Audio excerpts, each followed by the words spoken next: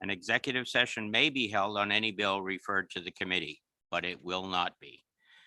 Please note that there is no physical location for members of the public to observe and listen contemporaneously to this meeting. However, in accordance with the emergency order, I am confirming that all members of the committee and select legislative staff have the ability to communicate contemporaneously during this meeting through the Zoom electronic meeting platform, and the public has access to contemporaneously listen and, if necessary, participate in this meeting by the Zoom platform or by telephone. All necessary information has been made available in the House calendar and through the electronic calendar on the General Court website. The notice for this meeting complies with House rules and RSA 91A. Anyone who has a problem accessing this meeting should call area code 603-271-3600 or email hcs@leg.state.nh.us. In the event the public is unable to access the meeting will be adjourned and rescheduled. Please note that all votes are taken during this meeting shall be done by roll call vote. Let's start the meeting by taking a roll call attendance. When each member states their presence, please also state whether there is anyone in the room with you during this meeting, which is a requirement under the right to know law. Clerk will call the roll. Representative Espedia, Present. I'm in my parents' home. I'm by myself. Representative Frost, Present. I am home in my kitchen office. My husband and daughters are home. Representative Green, I'm here in Concord at LOB in the committee room. Representative Hill, I am here also in the LOB. Representative Lay, Absent. Representative McKinney, I'm here and I'm home in my office alone. Representative Nutting Wong, Hi, I'm here in my office alone in Nashua. Representative Osborne, Absent. Representative Richards, Looks like absent as well. Representative Roulard, I'm here in the LOB. the clerk is here in the LOB. Representative Simon, Absent. Representative Smith, I'm here in my home office in Manchester by myself. Representative Vanda Castile,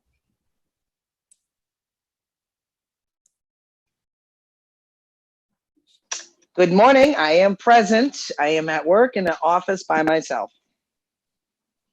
and Representative Wall. Absent. I think we're all set. With that, I'm going to tell you briefly the process that we're going to operate under here. We have two Senate bills, omnibus bills today to hear, Senate Bill 100 and Senate Bill 142 FN.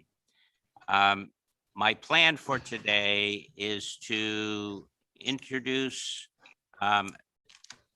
each part individually and let the sponsoring senator speak to their bill and run through all parts of Senate Bill 100. That's a little glitch to that. We're going to actually start with part 4, and then we're going to start with part 1. And the reason for that is a scheduling problem with one of the people testifying for part 4. At some point early on here, I have to step out for a few minutes for a commitment to my constituents back in Franklin, but I will hand things over to Vice Chair Green for the hearings, and things will proceed.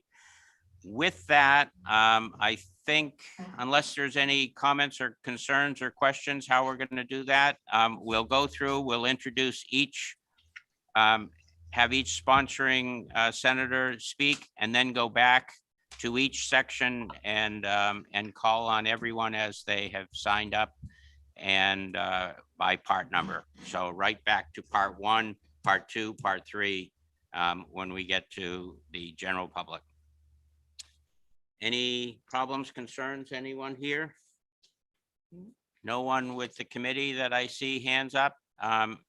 With that, I would like to call Senator D'Alessandro to introduce part 4 of Senate Bill 100.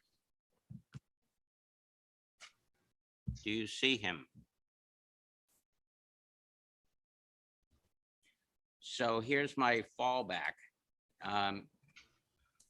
Representative Abrami is on the line, right? Yes.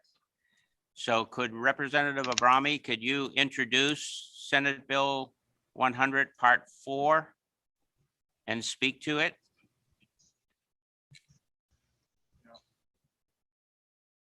I can't promote him to a panelist. I don't know why. I need to be logged on as a panelist.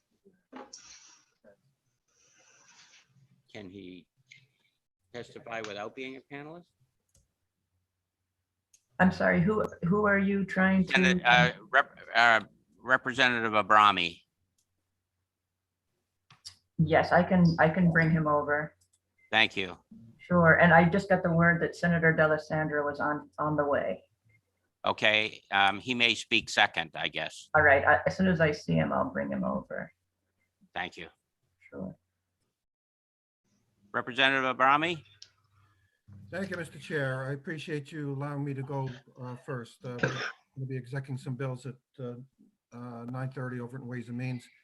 Can you speak up, Senator, Representative? It's very hard.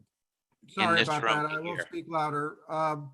Thank you. So I appreciate you letting me go first here. As it turns out, I am also a co-sponsor of the Senate bill.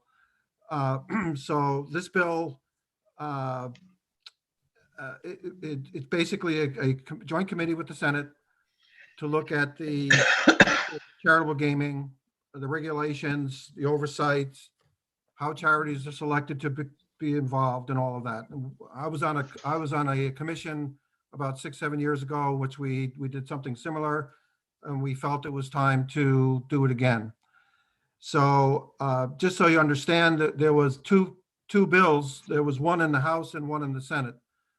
The House bill was identical to the Senate bill except for exception of one component, which I'll talk about in a second. The House bill passed out of Ways and Means, unanimous, bipartisan, unanimous, was on consent calendar. The Senate voted yes on that, but then put it on the table. Now we have this section 4 of Senate Bill 100. And what I did was I reached out to Senator D'Alessandro to say that, can we talk about the difference in the makeup of the committee? That's all we're going to be talking about here, is the makeup that, and he and I came to an agreement. I said the Senate can have whatever they want. They want one member from the Ways and Means and one member from the Finance Committee. I brought this issue back to Ways and Means, and Ways and Means unanimously said, we want to increase our number to 4 and have 2 members, all of the members from Ways and Means, 2 from the majority party and 2 from the minority party, which I have discussed that with Senator D'Alessandro. He's fine with that. So I've forwarded some amendment language to the chair. So we'd like to amend this bill. This will probably be the surviving bill if you so choose as your committee to pass this with the amendment. So in short, that's what this is about. Again, the amendment that we're talking about, I'm not only representing myself today, I'm representing all of Ways and Means because we did talk about it last week and voted on it, that we would support this Senate Bill 100 Part 4 as amended. Pat. Yeah. This is Senator D'Alessandro. I'm sorry, I was I had difficulty linking up. May I speak, Mr. Chairman? Fire away. Okay, thank you very, very much. And I will support everything that Representative Abrami said. I think it's about time we look at charitable gaming. There's been a proliferation of the quote unquote casino type activities that have taken place throughout the state. It's become a multi-billion-dollar business, as all of us know. And when Senator Odell chaired a committee a number of years ago, the 35% going to the charities was put in place, and there have been times when that hasn't been arrived at, and the charities come to us repeatedly and ask that amenities be added to charitable gaming in order to increase their portion of the remuneration. But I think we need a thorough examination of charitable gaming. As I said, it has proliferated throughout the state. And I think, correct me, Representative Abrami, but I think we have 16 casinos currently in operation, don't we? That's the correct number, yes, 16. All right. So I would hope that the committee would support part 4 with the Abrami amendment, which I think is a good one. And I thank you very much for touching base with me with regard to it. And I think we'll have a good committee and do a thorough investigation of this activity that has become it's really become a big part of New Hampshire. And certainly the charities cry out for the revenues that they need to continue to exist. So with that, Mr. Chairman, I thank you very much for allowing me to speak on behalf of part 4, and I would entertain any queries that any member of the committee might have. Thank you. Thank you, Senator. Are there any questions from anyone in the committee room for Senator or for Representative Abrami? Anyone on Zoom? I don't see any hands raised. I think you're good to go, Senator. Thank you very much.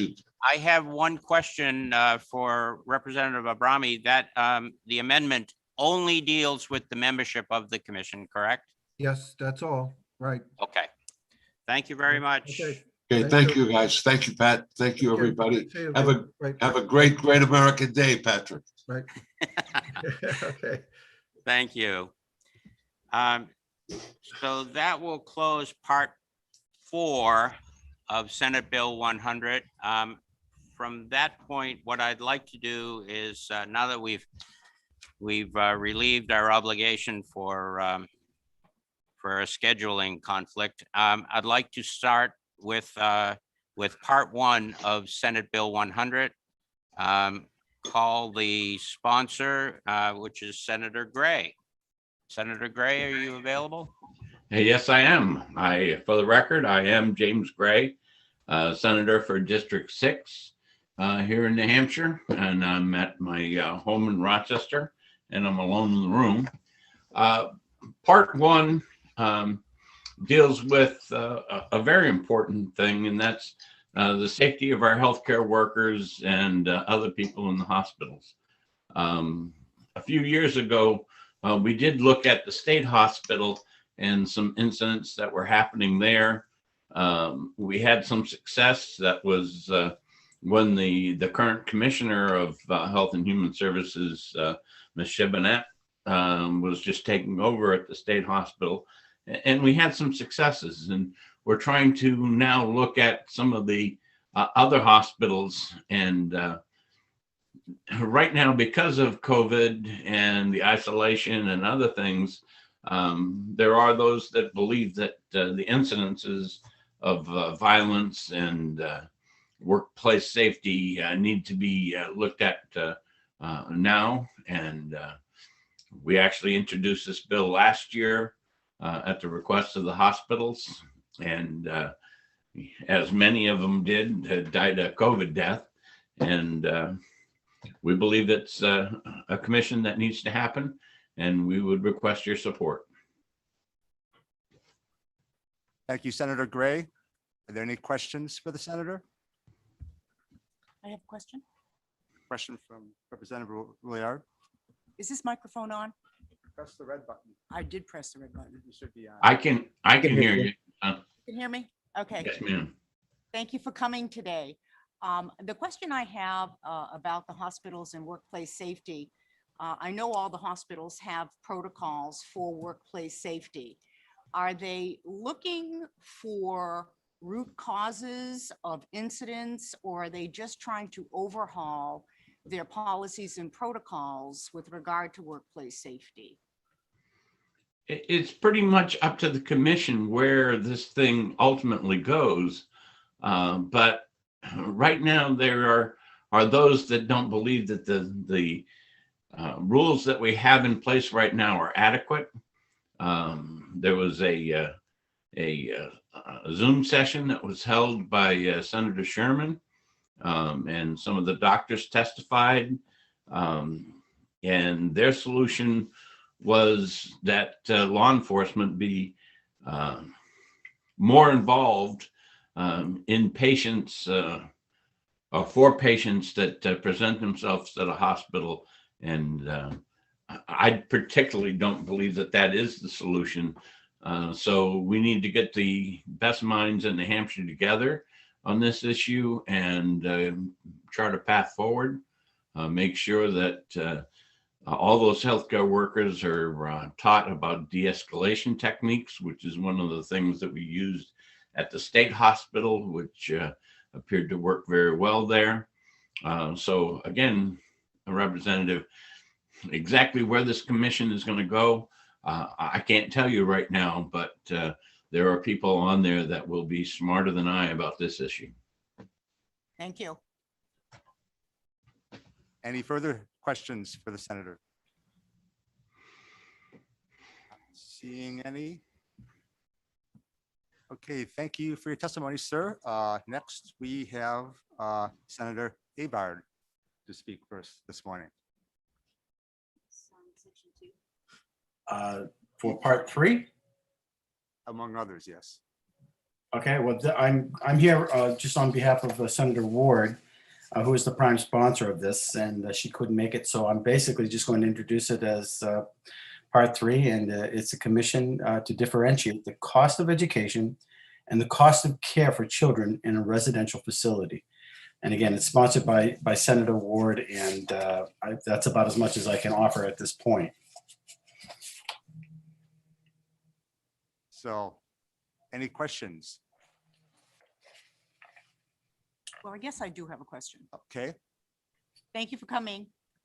And I know you don't have a whole lot of information, but my question on this is, we already know what the cost of residential care is.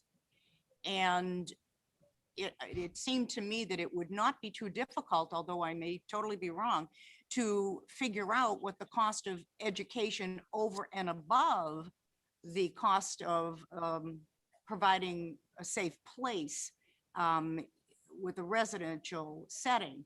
So when I read this, I thought, geez, it would seem like it's pretty easy. So tell me where I'm wrong on that.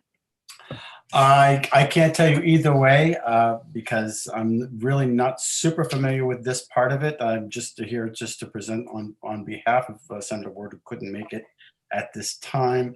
It's basically a commission to check out the differential cost of education for the care of children in residential facilities. That's about as far as I can go with this. Okay, thank you. And I appreciate the questions, and I think they're good. It's a good question. Thank you. Yeah.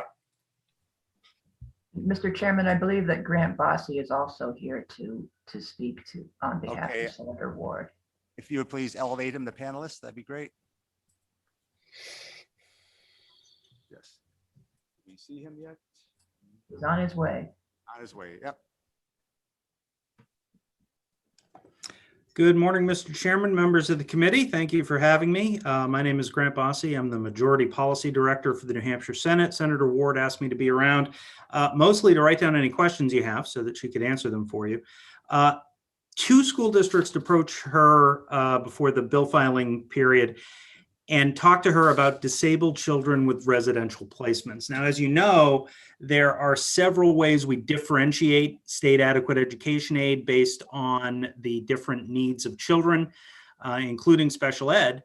but residential care is not part of that differentiation formula. So this commission wouldn't necessarily study what those costs are, but how those costs should, if at all, be included in the adequacy formula, whether this is a different category of differentiated aid as opposed to some other program that we might do outside of the adequate education formula. One district had a child with $150,000 in residential expenses, another $30,000. And especially for smaller school districts, this can mean a huge hit to the budget and a huge impact on local property taxpayers if you get one or two kids with really skyrocketing expenses spread over a very small local district. So Senator Ward thought that deciding whether this might be appropriate for differentiated aid under the formula was something that would require a little bit more in-depth study, and thought that a study committee would be the proper vehicle to do so. And she appreciates your consideration. Thank you for your testimony. Any questions? I do have a question. Go right ahead. I seem to be the question gal today. That's right. Thank you for that explanation. You know, when I was thinking residential setting, I'm thinking more of facility rather than a home residential setting. So thank you for that. It seems to me, and I'm not an education guru and defer to those that are, but it seems to me that children that require special education have been provided with some additional adequacy for that specific category. And how does that adequacy differ when someone goes into a residential setting? Because I would think the residential setting would provide care other than education per se, and then education as directed by the local community that is charged with that child's care. So how again are we trying to figure out what that is if we already have a formula, and I assume we do, in place for folks that need it for specific education? Thank you, Representative. Well, the current formula doesn't differentiate between the level of care that these special needs students get. It's an extra bump in your district's formula, but that's whether that doesn't take into account the residential placement services that can really run up the tab. So you get the same amount as a student that is simply receiving extra attention from somebody in the classroom, from somebody like my aunt, who was for many years special education provider in local public schools. So this would look at which of these costs, much of them are outside the classroom, are appropriate for state education aid, and which maybe should be picked up through some other HHS, some other agency. It would really look into not only the total money spent, where that money should be coming from between the state, between which agencies in the state, or whether it should come from local taxpayers. Thank you. Thank you. Any further questions? Seeing none. Thank you. Next, I'll try to bring up Kathleen Reardon.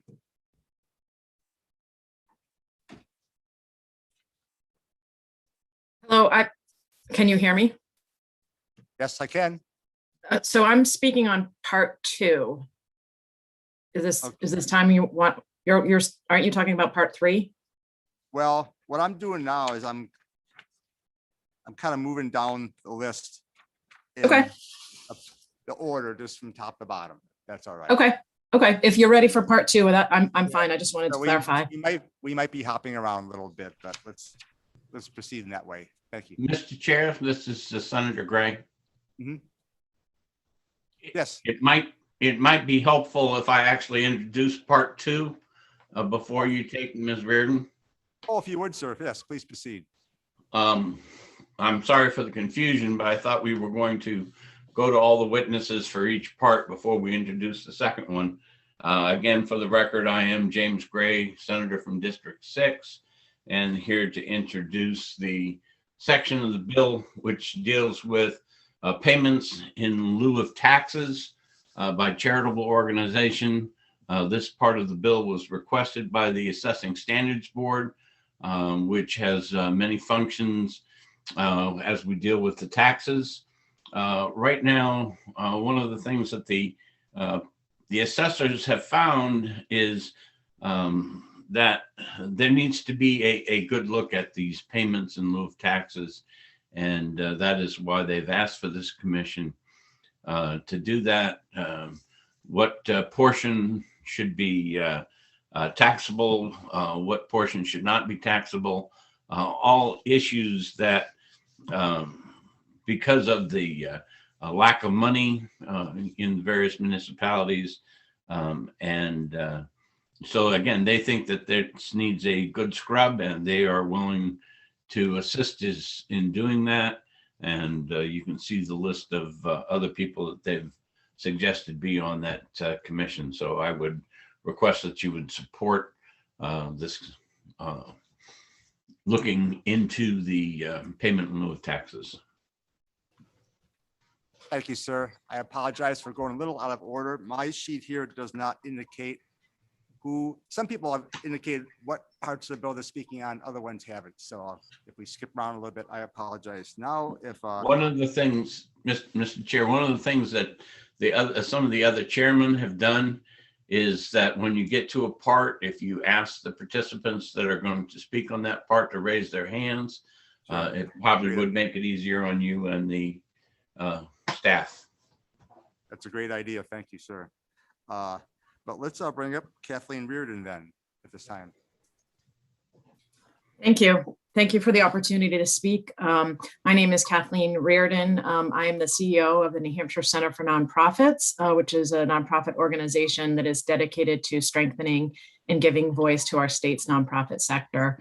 We have more than 700 members that represent the diversity of the nonprofit sector, representing all mission types as well as sizes of organizations in the state. We are neutral on this bill. We have some concerns and don't see a specific urgent need to move forward with the commission. But if the legislators decide to move forward with one, we're happy to have a representative on the commission. Just as way of background, as you know, New Hampshire law provides for an exemption to religious, educational, and charitable institutions from taxation of real estate and personal property that are used for mission-related purposes. And this exemption is very important to nonprofits. Our financial sustainability relies on this exemption in many cases.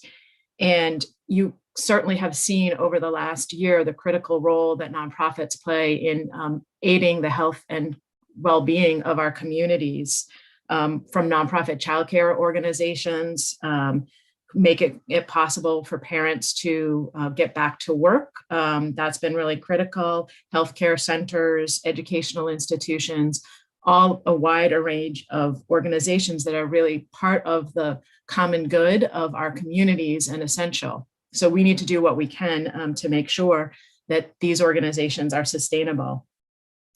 In some cases, nonprofit organizations voluntarily enter into agreements with municipalities as a good faith effort to address some of the municipal related expenses. However, even when they do so, it's really important to note that this diverts their funding from their charitable mission. And many organizations have extremely tight budgets, and often their primary source of funding is donations. So large pilots would divert from the charitable mission. So we do urge policymakers to avoid an opening of the floodgate.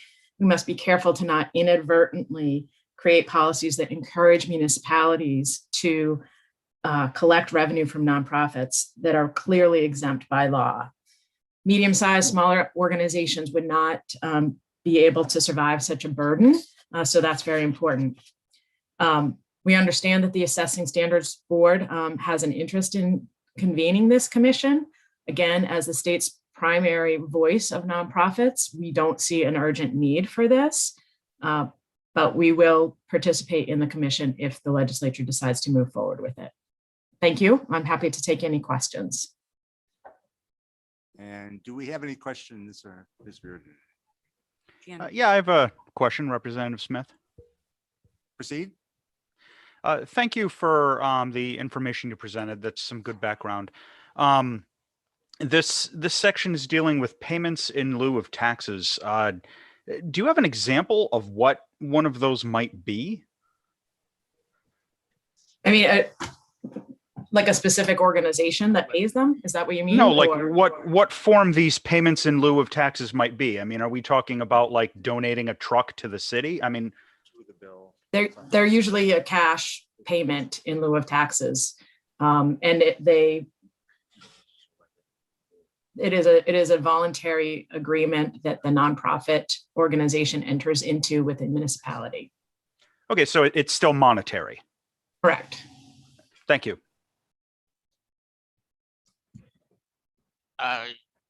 All set? No follow-up, Representative?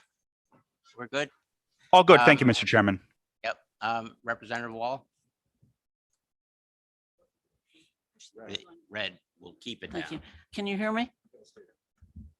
Can you hear me? I wonder if this person. Yep. Okay, Yeah. thank you.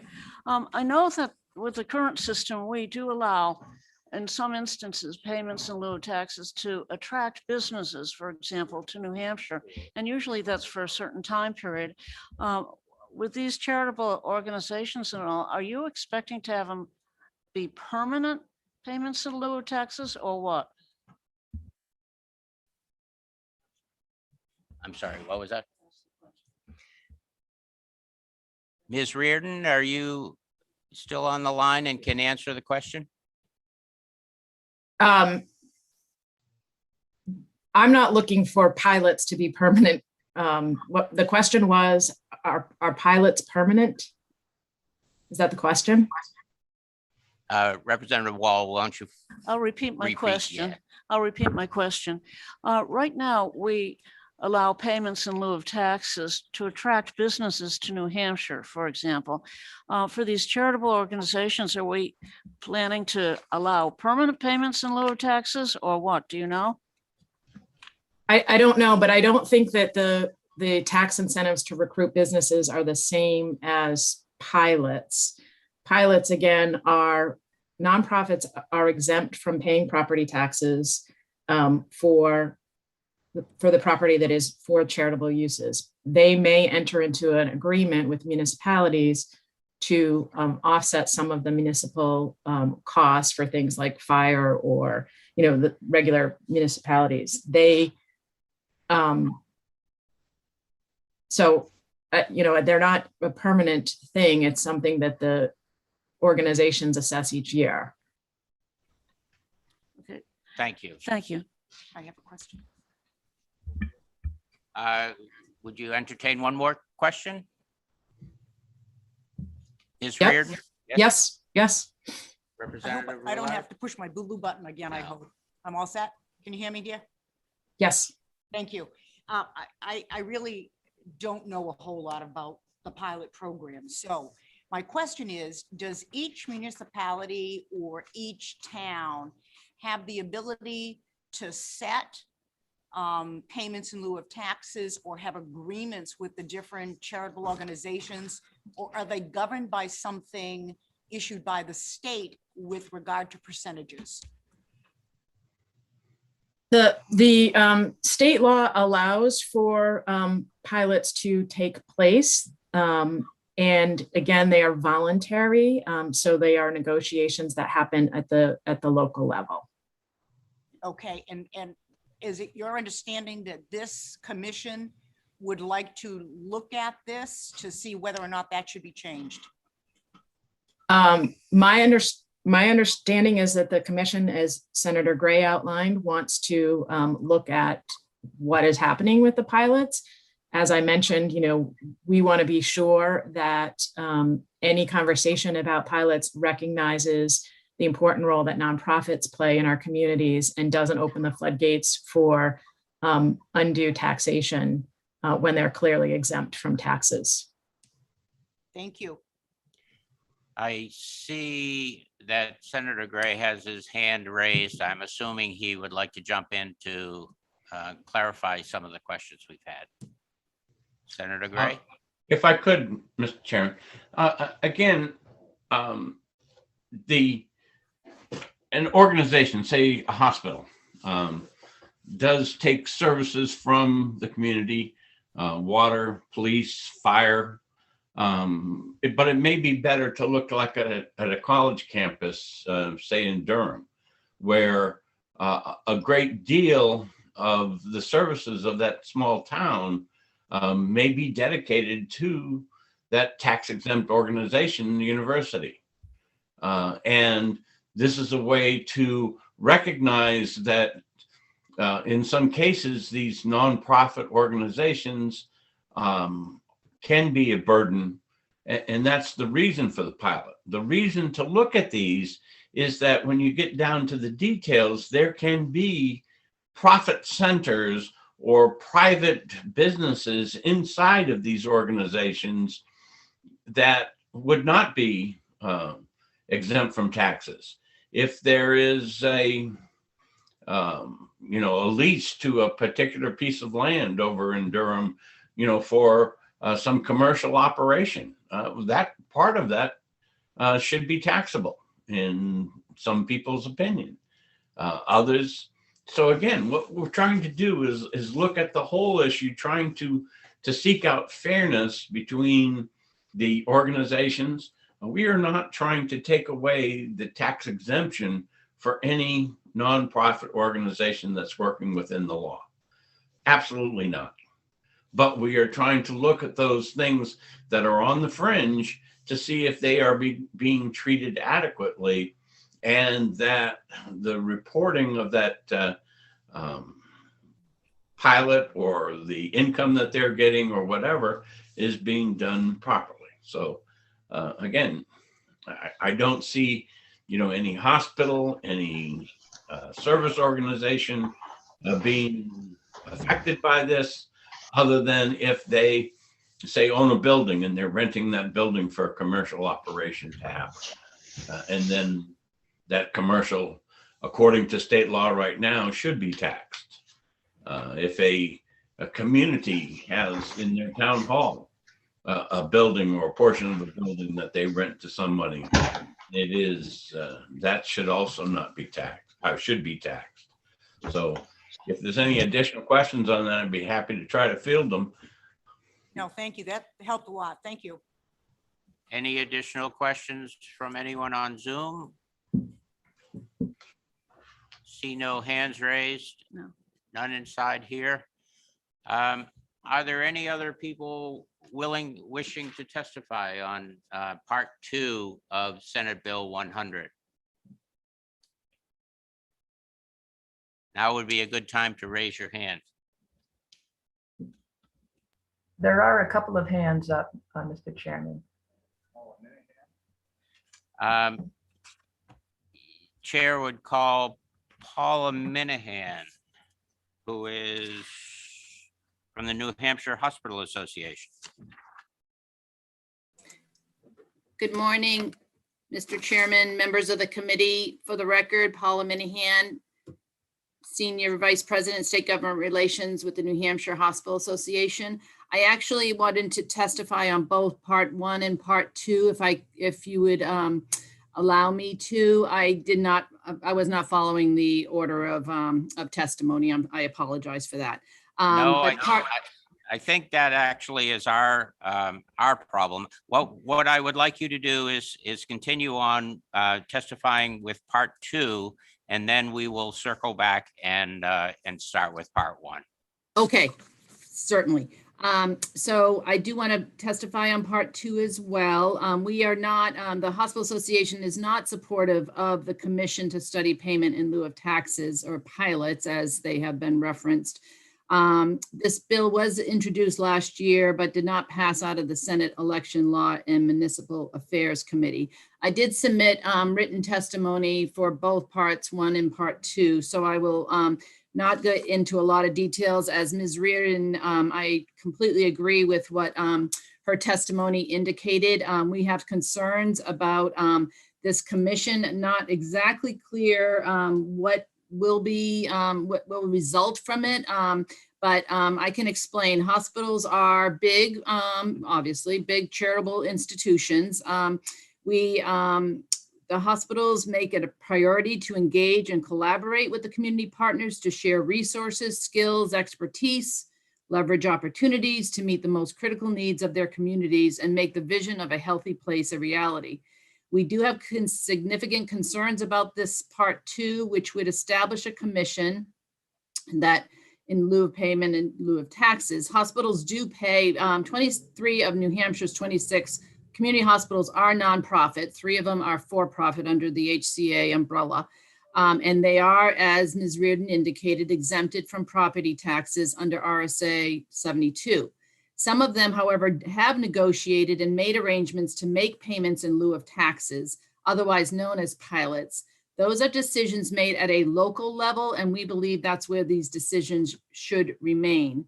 They are exempt from, hospitals are exempt from paying property taxes in return for their charitable benefits they provide to the community. So it's not like they don't pay taxes and don't provide anything. New Hampshire's hospitals just in 2018 had contributed over $500 million in community benefits. I have a report that I'm happy to share with the committee that outlines what all went into that, but a big portion of that is financial assistance for those that cannot otherwise afford to pay for their health care, including the value of unreimbursed Medicaid, to name a couple. Hospitals do work collaboratively and to identify and assess the needs of their communities through detailed community needs assessments that happen every 3 years, I believe. And those reports are through the Office of Charitable Trusts in the Attorney General's office. So decisions, again, about whether a community and a nonprofit hospital or other entity should enter into a pilot is a local decision. We have them throughout the state. We have one up in Hanover. We have them in New London. They're all over the state. But again, that is negotiated. And just to be clear, if a hospital is, if there is a for-profit portion of the hospital, an independent practice, not independent, but a hospital, if they own a physician office building, for instance, they pay taxes on that. If they rent it from the town or the city, there are a lot of them in Concord, for instance, that Concord Hospital rents out a number of office buildings from the city. Or from the landlord. That's a little different. They don't pay taxes on that, for instance. So it varies throughout the state. Every single town, every single relationship with the hospital and the city is different. We are concerned that this study commission could create the expectation, as again, Ms. Reardon indicated, that nonprofits exempt from property taxes be required to enter into a pilot. That does take away from their charitable mission. And as I said, hospitals contribute currently $500 million in community benefits, and that would be impacted. And that is a very big concern to us because vulnerable populations benefit from those community benefits. We don't believe that this type of mandate from the legislature is the right approach, and we believe the best approach would be to lead these decisions to the local decision makers to determine how best to serve their communities. And that is my testimony on part 2, and I will shut down my video, and then when you're ready for part 1, I will come back when you're ready for me. But I'm happy to answer any questions, Chairman. Thank you. I will ask if there's any questions in the committee room. Any questions on Zoom? Seeing none, hold tight. We will be back to you. Will do. Thank you. There are other people wishing to testify on part 2. Yes, Michael LaChance has his, there we go. Okay. Mr. LaChance, welcome to Legislative Administration. You're speaking on part 2 of Senate Bill 100.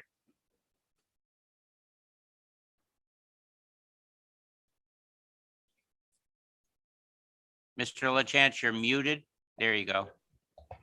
I apologize, Mr. Chairman. Good morning, Mr. Chairman and members of the committee. My name is Mike LaChance. I'm the CEO for the YMCA of Greater Nashua. I'm here today on behalf of the YMCA Alliance of New Hampshire, which is comprised of 9 YMCAs in our state. The YMCA Alliance opposes Part 2 of Senate Bill 100 to establish a commission to study the pilots. The Alliance feels that this commission is unnecessary and potentially harmful to community-based nonprofits like the Y that provide essential services to New Hampshire families. The first YMCA in New Hampshire, we were founded in 1852. Today, these 9 Ys serve more than 100,000 Granite Staters each year through our programming and services. The New Hampshire Ys provide essential services in our communities to some of the state's most vulnerable residents. At the Y, these services include childcare, hunger relief, community-based chronic disease prevention programs, and by providing these by providing these services, YMCAs are actually lessening the burden on government. Our tax exempt status is a critical component for us to be able to provide these services to people in need. The New Hampshire Ys, we work hard to eliminate barriers so that everybody can thrive at the Y. In fact, a core portion of our mission is not turning people away because of their inability to pay. Each year, the New Hampshire Ys provide an average of $5 million in financial assistance for individuals in the state to be able to access these services. These are scholarships for camp, childcare, wellness programs. Requiring the Ys to pay pilots would have a significant and negative impact on our ability to provide these programs and this level of support. It would also disappropriately affect those that are most vulnerable in our community, the low-income families, individuals with mental health and substance abuse challenges, seniors, and immigrants. We respectfully urge the committee to remove Part 2 of Senate Bill 100. Mandated pilots would directly result in the Y and other community-based organizations being forced to serve fewer of New Hampshire's residents, those most vulnerable. We remain committed to working in partnership with our state and local governments and other not-for-profits to strengthen the communities across the state. And we thank you for your service. Thank you. Will you be willing to take questions? Yes, sir. Let me see if there are any. Do I see anyone on Zoom? No hands raised. Thank you for your testimony. Thank you, Mr. Chairman. Anyone else? Pam, do you see anyone? Pam's muted. I see no other people willing to testify or wanting to testify on Part 2. I will close the hearing on Part 2 of Senate Bill 100, and I will circle back to Part 1 of Senate Bill 100, which dealt with the commission to study workplace safety in healthcare settings. I understand we've had the prime sponsor, Senator Gray. And do we have anyone else? I know Ms. Minahan. Okay, she's waited long enough. Let's bring her up. Thank you again, Chairman and members of the committee. Again, for the record, Paula Minahan with the Hospital Association. We are very supportive of Part 1 of Senate Bill 100. And we do thank Senator Gray for introducing this bill for us a couple years ago. It was reintroduced last year because it never crossed over due to the pandemic from the Senate. However, it did pass the Senate with strong support. We, along with other healthcare provider organizations, ask that the commission be established to address the ongoing concerns our healthcare workers face every day while caring for patients. The incidence of violence in healthcare against healthcare workers in New Hampshire and other healthcare settings continues, unfortunately. Hospitals and other providers have implemented various policies and strategies to address these growing concerns. However, we believe a more comprehensive, multidisciplinary approach is warranted. It should not be the expectation of a nurse, an aide, a physician, or another caregiver to be verbally or physically harmed while doing their job caring for others. We do look forward to working with the members of the commission. And as Senator Gray indicated, it is, and I mentioned, if you look at the members of the commission. It is definitely multidisciplinary, and that's what we believe is necessary to really dig into all the issues and to address, I'm sorry, I'm not sure which representative asked the earlier question, but on page 2, starting on line 24, the charge of the commission is very comprehensive, and it really would look at everything and anything necessary to address the concerns that have been raised, and to try to determine, again, as a comprehensive approach, what we could do if it needs to be a statutory change, or what other tools there are to address this. We do support the creation of the study commission to focus on the healthcare worker safety, so we can begin to work on with all stakeholders and the legislature in this very important issue. And I just will point out that unfortunately, with the pandemic, it's actually gotten worse. And Senator Gray did try to get this passed last year because he understands this has been an issue for a while, and it has gotten worse. And so we are a little desperate to get this commission going. So we do strongly support it and encourage you to pass part 1. I am happy to answer any questions. Thank you. Thank you. Are there any? There are questions. Representative Rulard. Thank you, Mr. Chair, and thank you for coming and testifying on this subject. My question is, has the New Hampshire Hospital Association as a whole done any preliminary studies, hearings, investigations for its hospitals concerning workplace safety?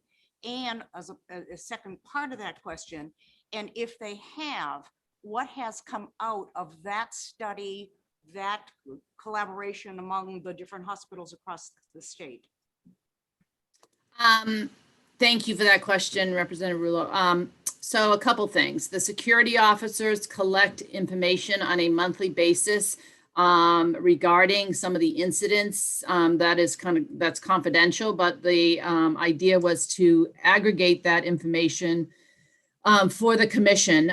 So we are collecting that information from them. And then our commission on Quality Commission and Patient Safety Commission, which has met for over 20 years. It is a permanent commission.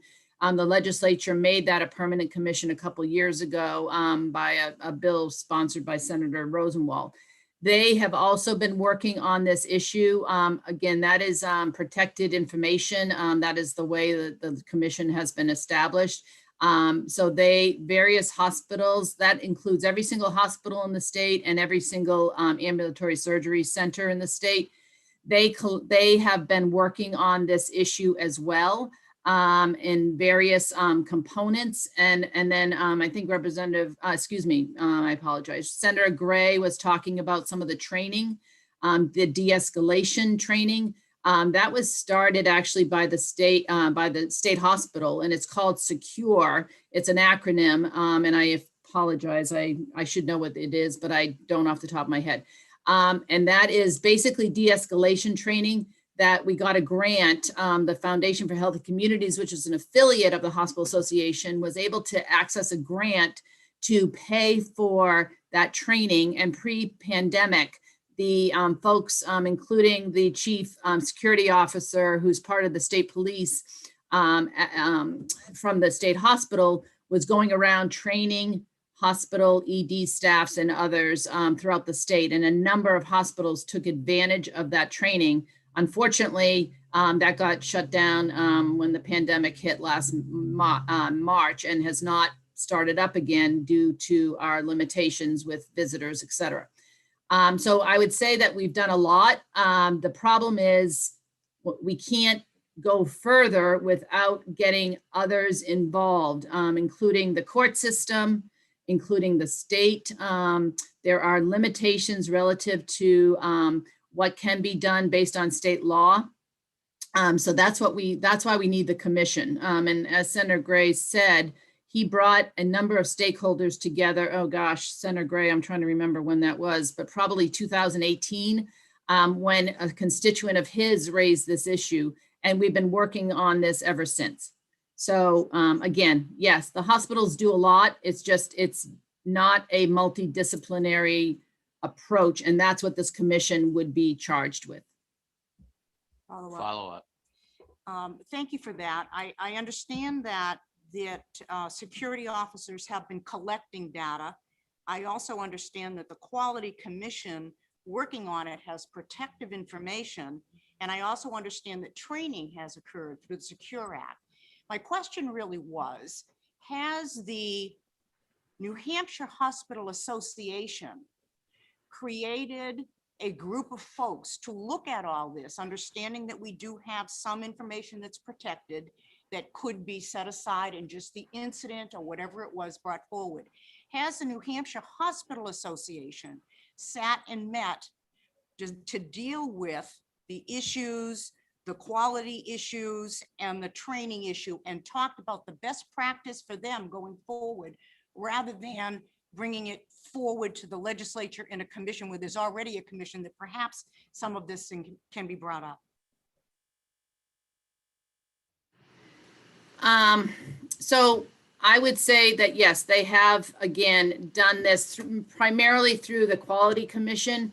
The issue is this is happening in nursing homes. This is happening in the home for home care workers and nurses. Unfortunately, when so we need the Nurses Association, we need the Hospice and Home Care Association, the Long-Term Care Association, the Healthcare Association, the Hospital Association, along with the others that are listed on the Medical Society. We need everyone to be at the table, including the employees, the State Employees Association, et cetera, to the Attorney General's office. Because again, there are laws that are limiting what more can be done. So yes, we have done a lot. The problem is we need to do more. And the security officers work day and night. They work 24/7 to protect, obviously, the staff, the patients, and others that enter the hospital. But there are underlying issues, including state laws, that limit what more a healthcare provider can do. Thank you. One more follow-up. Is there a chance that you can, because you're very familiar with this, is there a chance that you can send this committee a list of the state laws that limit further information or work that you're able to do? I will do the best I can. Yes, I will. I don't know if anyone from the Attorney General's office is planning to testify, but they are also expert, obviously more expert than me in this area. But yes, I will do the best I can. I appreciate that. Thank you. Sure. Any other questions? Seeing none, thank you very much. Thank you, Chairman. We have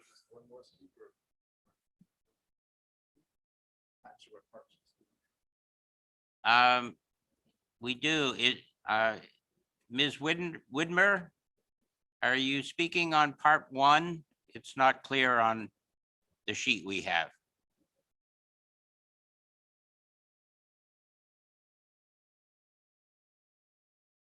She muted? You are muted, Ms. Widner. Sorry, I had to reboot. Yes, I'm here to speak on part one. Okay, speak away. Welcome Okay, to the Legislative Administration. Thank you very much. I greatly appreciate the opportunity to speak to this committee on support for Senate Bill 100 Part 1. I'm a resident of the town of Amherst, New Hampshire, and I'm also the Government Affairs co-chair for the Emergency Nurses Association, New Hampshire State Council. As an emergency room nurse, I have personally experienced patients or witnessed patients acting aggressively and combatively. And I have been fortunate, however, to never have experienced any physical assault. However, a 2009 study conducted by the Emergency Nurses Association found that 25% of the respondents to this survey had experienced physical assault more than 20 times in the past 3 years. Another 20% of the respondents had experienced verbal abuse more than 200 times in the past 3 years. Even more concerning, however, was the fact that the majority of the nurses in this survey did not report these incidences.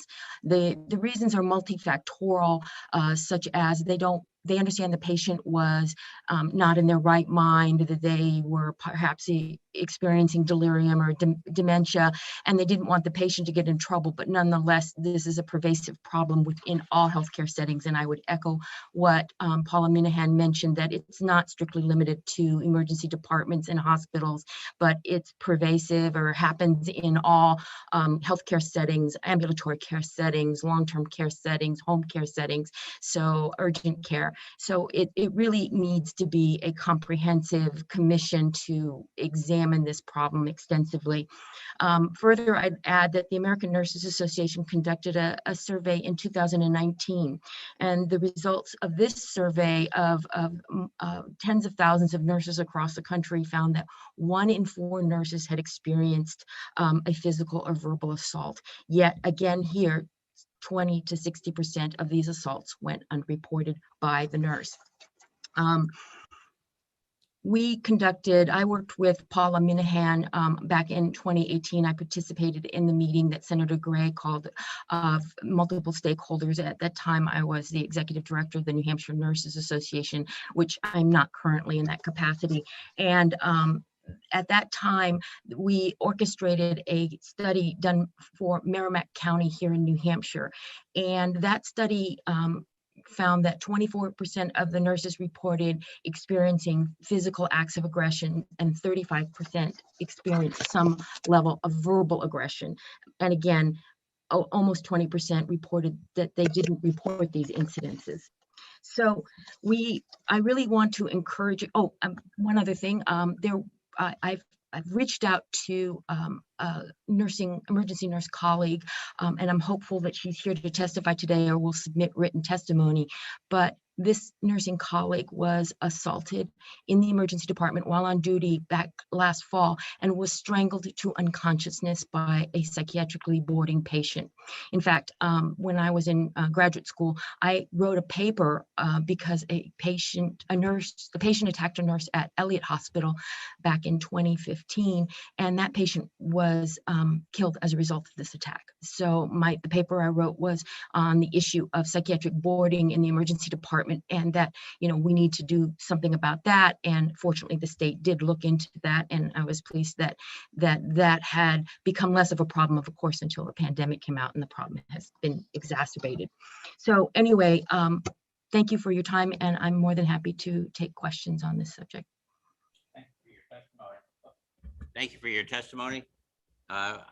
We do have one question, Representative Roulard. I think I am the question gal today. I'm awful sorry, but if you said your name, I didn't get that. My name is Joan Widmer. My clinical background is that as an emergency nurse, but I have also served in advocacy capacities for the New Hampshire Nurses Association and the Emergency Nurses Association.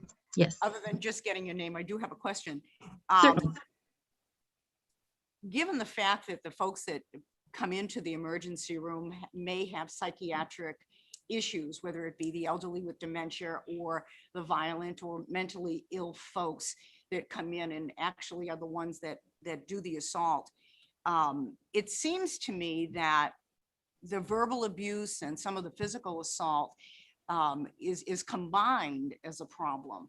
And so I wonder if we have seen in the state of New Hampshire more reporting since we've become aware of this by way of hospital policy and procedures with not only the Nurses Association in the state, but if you're in any kind of a national organization, if that has become something that we need to put forward, and have we done that already in the way of policies? Certainly. I know that, for instance, the American Nurses Association is actively advocating that nurses report all incidences.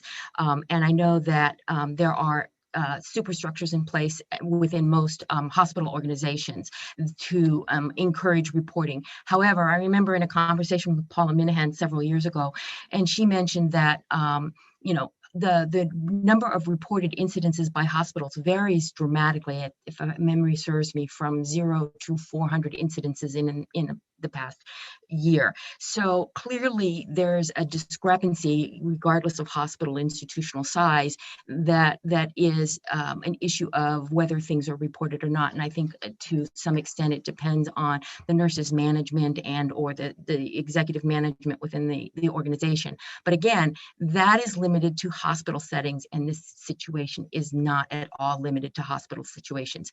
However, I do agree that I think nurses are being sensitized to the importance of reporting it. No nurse wants to see a patient who is not in their right faculties, so to speak, to be punished inappropriately. However, short of reporting it, there are other things that we can do as an organization or as the state through this commission, other things that can be done, such as de-escalation techniques. Often they're limited to emergency department nurses. However, we have patients experiencing delirium and in the ICU. We have patients experiencing dementia in long-term care. So it really can't be constrained to just emergency nursing staff. So I hope that answers your question. It does, but I'd like to follow up with one that came out of your response. The de-escalation techniques, has that become a state policy with the Nurses Association in New Hampshire for training for not only just emergency rooms, but for nursing on all levels or practitioners on all levels? I'm not aware of any state policy one way or the other. I believe that most hospitals and most healthcare organizations have some level of policy that within their institution, but those vary dramatically. I know, for instance, when I first became an emergency room nurse, I was trained in what's called MOAB, management of aggressive behavior, and in de-escalation techniques, but that training was not provided to me when I worked on another inpatient unit. So again, even within an institution, the level of training is varied. And there are, again, other techniques besides that. So for instance, maybe there's conveniently placed emergency notification bells or devices worn on the person. I know some hospitals in different states have emergency call buttons that all staff wear at all times. So again, there's a lot of different things we can do, but in order to know what's right for us here in New Hampshire, the purpose of this commission is to get all of the stakeholders together to talk about the issue and to then to propose solutions that will help to truly address the problem. And it's not always a law enforcement issue, but it might be other things as well. Thank you. Any other questions from the committee? Or on Zoom? Seeing none, I would like to follow up with one. Paula Manahan mentioned that laws are limiting what can be done. Are you also testifying to that? And would you be aware of any of these laws that are limiting what can be done? Unfortunately, that's not my area of expertise, so I can't offer anything there. I apologize. No, that's fine. That's perfectly valid answer. Thank you very much for testifying. Appreciate it. Thank you. I appreciate the time today, and I strongly encourage everyone to vote ought to pass on this particular part of the bill. It's long overdue and very, very needed. Thank you again. Anyone else? Seeing none, this would be the time that any member of the public that would like to raise their hand and talk on part 1 of Senate Bill 100. Seeing none, we're going to close part 1 of Senate Bill 100, move to part 3 of Senate Bill 100, which is establishing a commission to differentiate the cost of education and the cost of care for children in a residential facility. Is there anyone wishing to testify?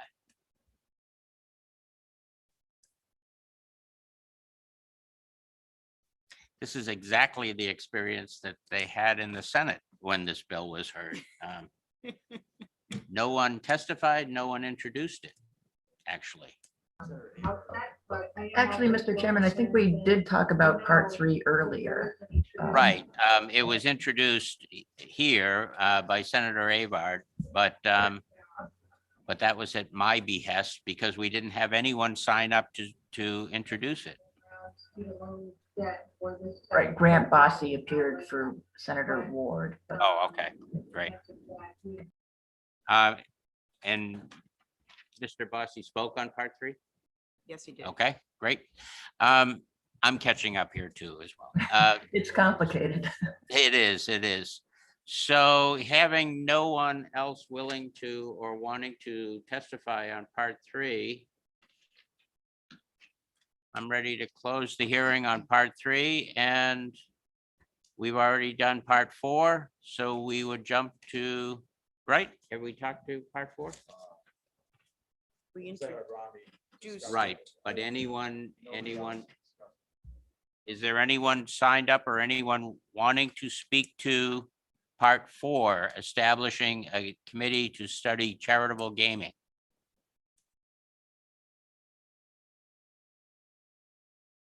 Hearing and seeing crickets.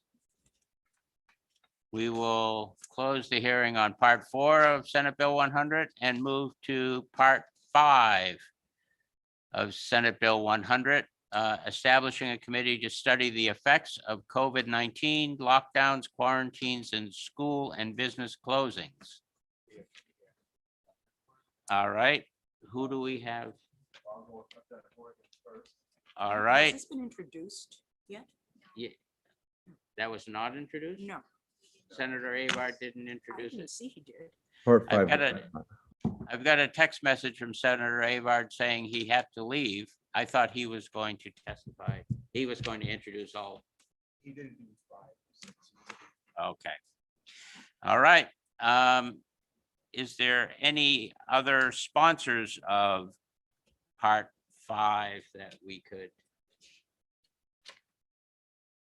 pull up? Okay.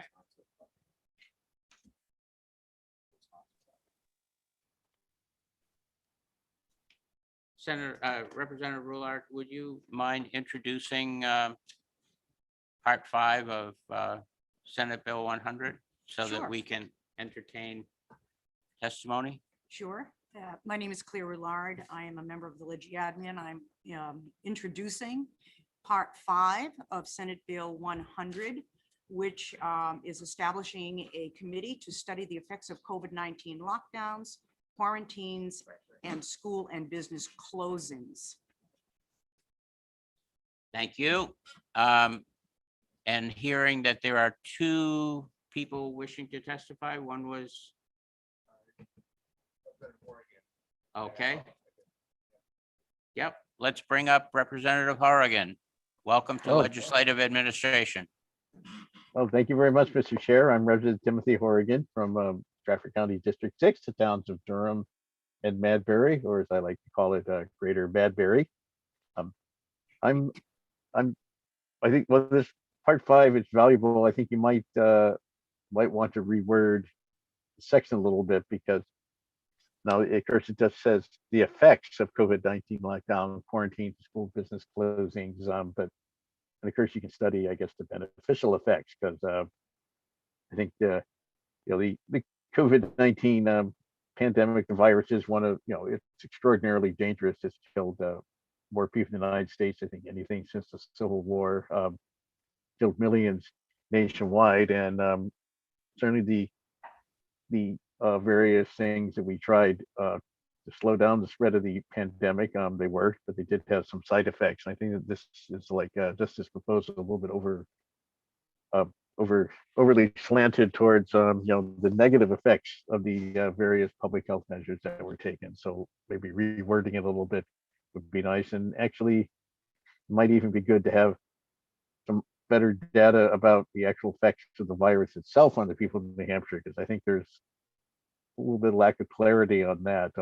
And we've we probably all got a large number of emails about another bill that's in eDNA, and there were people actually saying with a straight face, for example, that the vaccine makes you more dangerous to people around you, which pretty much flies in the face of like 200 years of science. And so I think perhaps broadening the scope of it a little bit to get some more hard data about what actually did happen to us during the pandemic, and B, maybe talking about how these measures actually worked. It's not just about the parts that didn't work. And there's also, of course, the issue of how well we distribute the vaccines, and then the treatments. Not that we have very many effective treatments, but so I think that's I'm not actually against having this committee, but I think it needs to. I think we need to support a very different and broader scope for it than just the narrow issues that came over the Senate. So that's just what I'd like to say. I was going to say it briefly, not as briefly as I thought I was going to. So thanks. Thank you. Thank you for your testimony. Will you be willing to take questions? Sure, why not? No. Well, we don't have any. Okay, good. Thank you very much for your testimony, and moving on to Mr. Bossy, you would like to testify on part 5 of Senate Bill 100. Mr. Chairman, thank you, and thank you for having me back. Senator Avard did have to leave for other hearings. It's a very busy day here at the State House.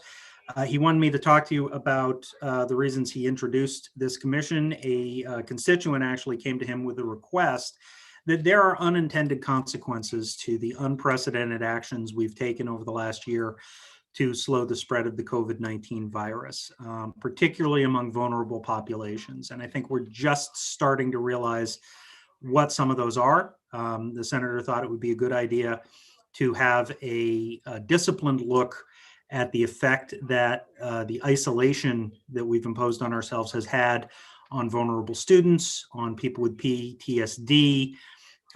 Let's look at what this time locked in our homes, communicating only through screens has had, and if there are any follow-ups that we can have, any policy solutions we can have to address those consequences. And as is the case of anybody suggesting a study committee, Senator Avard is willing to serve on that study committee if need be. So I thank you for your consideration. Thank you, Mr. Bossy. Would you be willing to take questions, or? I would likely have to get those questions to Senator Avard, but I'll do my best. Excellent. I have one hand from Representative Rular. I guess you can guess who's going to ask the question. I understand that Senator Avard would serve on this, and the prior testimony would like to expand the bill to positive issues, treatments, vaccines, and how it's affected positively. Would you please ask Senator Avard if he has a problem with changing the purpose of the committee? I will forward that question on to him. Thank you. I see a hand, Representative Speedia. Thank you, Mr. Chair. And just, if you could pass this message along as well. I see that the, the committee is made up of mostly legislators. And I think, for given what some of the outcomes you want to see, and seeing, you want, if we were to truly have this committee, I think you would need to expand it to definitely have, education, for educators, you would need, given this, you would probably need to expand it to also include people in the medical field. I think if you want to make it as comprehensive as possible and truly study lockdowns, I think rather than just have legislators, I think we have some great legislators who are members of the health field, but I think we would probably have to take a bigger look at it, and it would probably have to be amended. So if you could pass that on to the senator, that would be great.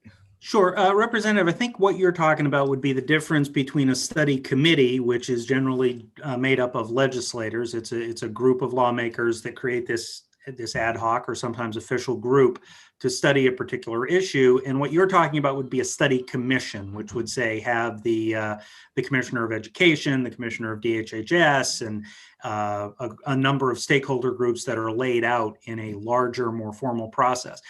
Whether you go with a study committee or a study commission, obviously that's a decision that you as the committee have to make.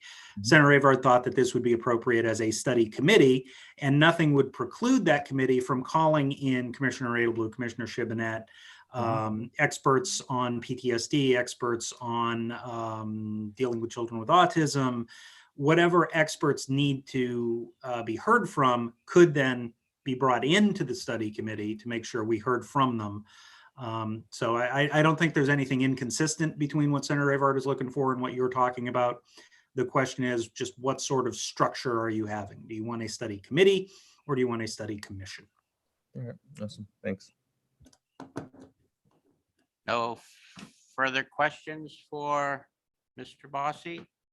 Seeing none, thank you very much, Grant. Good to see you again. Thank you, and I'm around for part 6 as well when you get to that. We may be at that now. Are we at that now? No other hands raised for part 5? You're up, Grant. Go. Thank you. This also from Senator Avard has to do with the jetty out at Hampton Beach. It's, kind of a rock pier.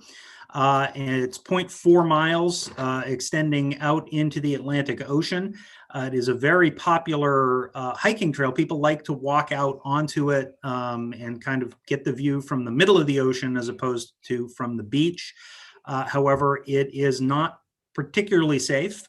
People have fallen off. They've been search and rescue missions been called for, and it is certainly not handicapped accessible.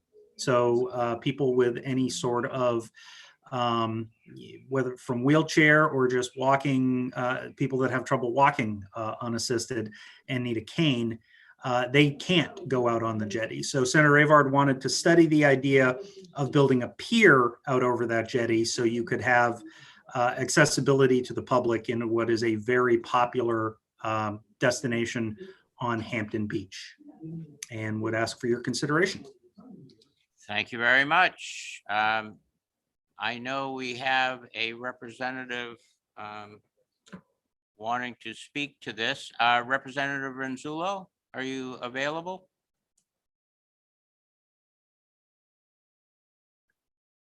And You hear can me now? unmute? There you are. All right. Thank you very much, Mr. Chair. Good morning. I think it's morning. I'm Andy Renzullo. I represent Hudson and Pelham. I am also the chair of the House Resources, Recreation and Development Committee. And legislation concerning the park system is under the purview of the Resources Committee. I do support the bill. The bill establishing a committee to study building a pier over the jetty at Hampton Beach State Park for access for people with disabilities. State parks are the crown jewels of Hudson, of the crown jewels of New Hampshire. And Hampton Beach is the Hope Diamond of our state parks. So a lot more than normal will be riding on the work of the proposed peer committee. The idea sounds very interesting. It's an interesting concept. But the work of the proposed committee is necessary for the next step. It's worth the effort, and I hope the committee will approve the bill or will approve part 6 of the bill. I look forward to the testimony of Director Bryce, who could fill in a lot of information on the area and the park system. Thank you. Thank you, Representative. And I would point out you are the crown jewel of Hudson. Don't tell anybody. I don't see any questions for Chairman Renzullo, but I would take his advice and see if the Director of Parks Commission is on the list. Bryce?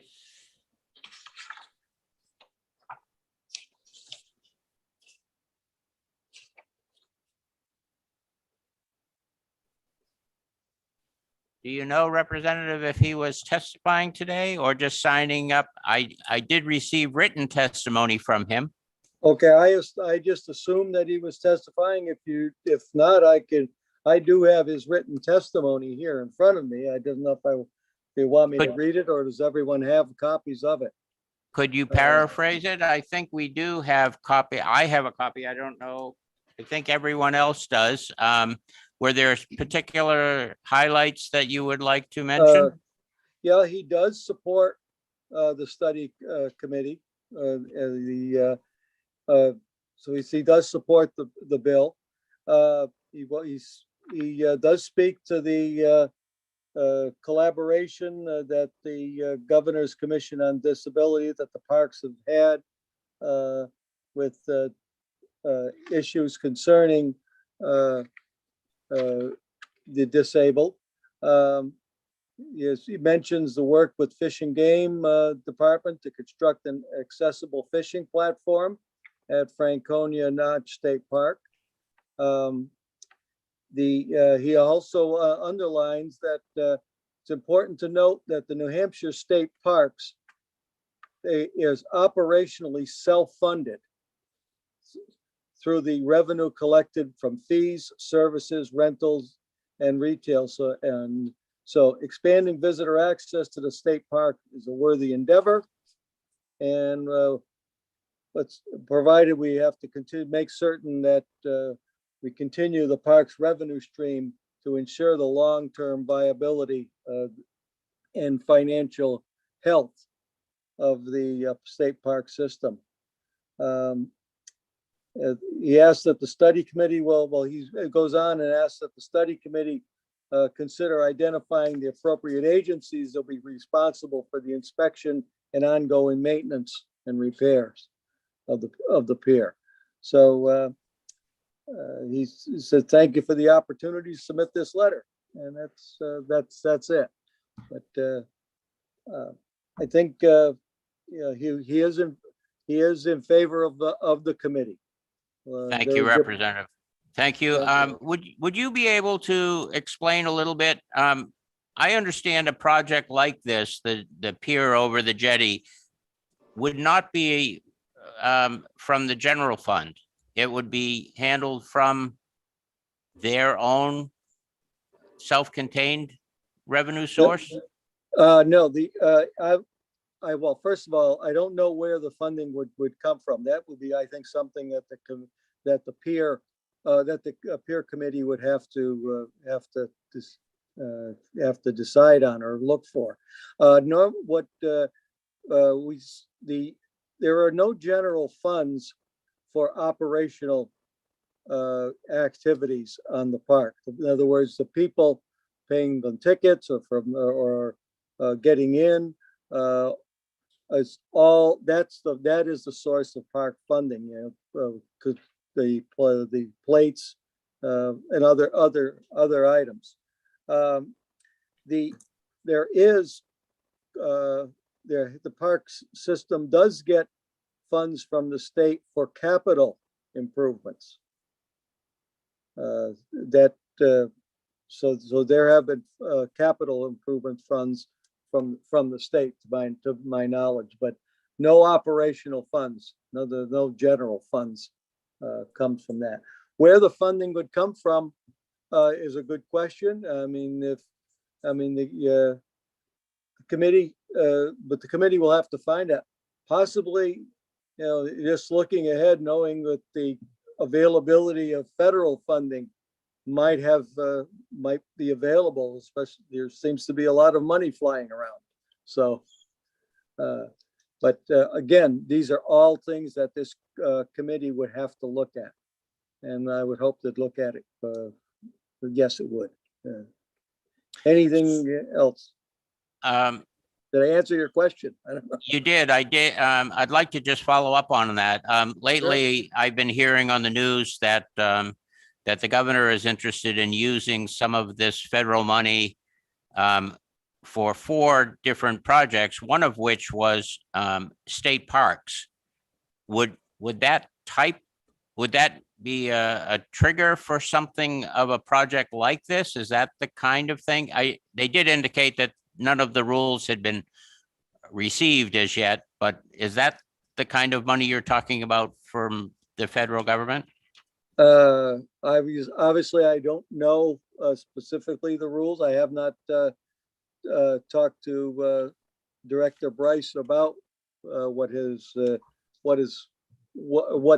plans he has made.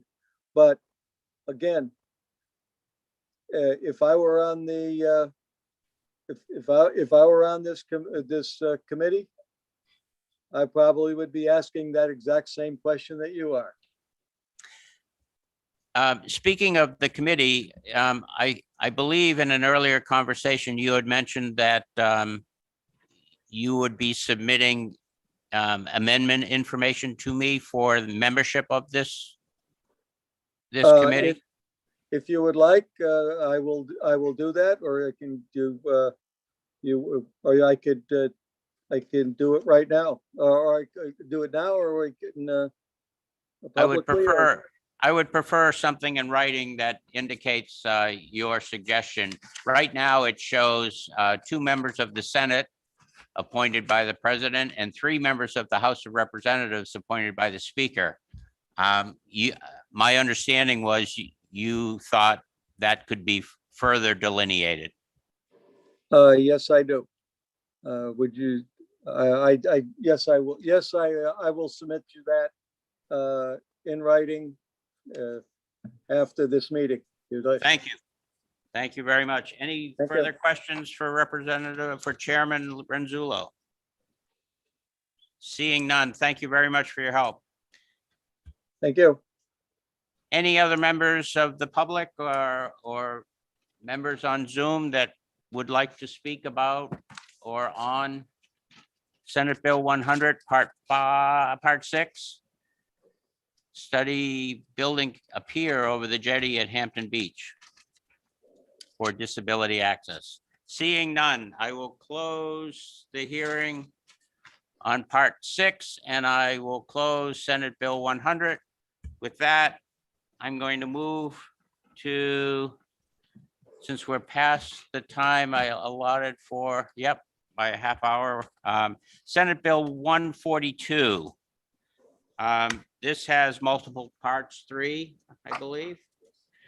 So what we will do is, again, ask the prime sponsors, the senators, to introduce their part, and then we will circle back again, beginning at Part 1 for members of the public to testify. Part 1 was Senator Birdsell, I believe. If Senator Birdsell is available to introduce Part 1 of Senate Bill 142.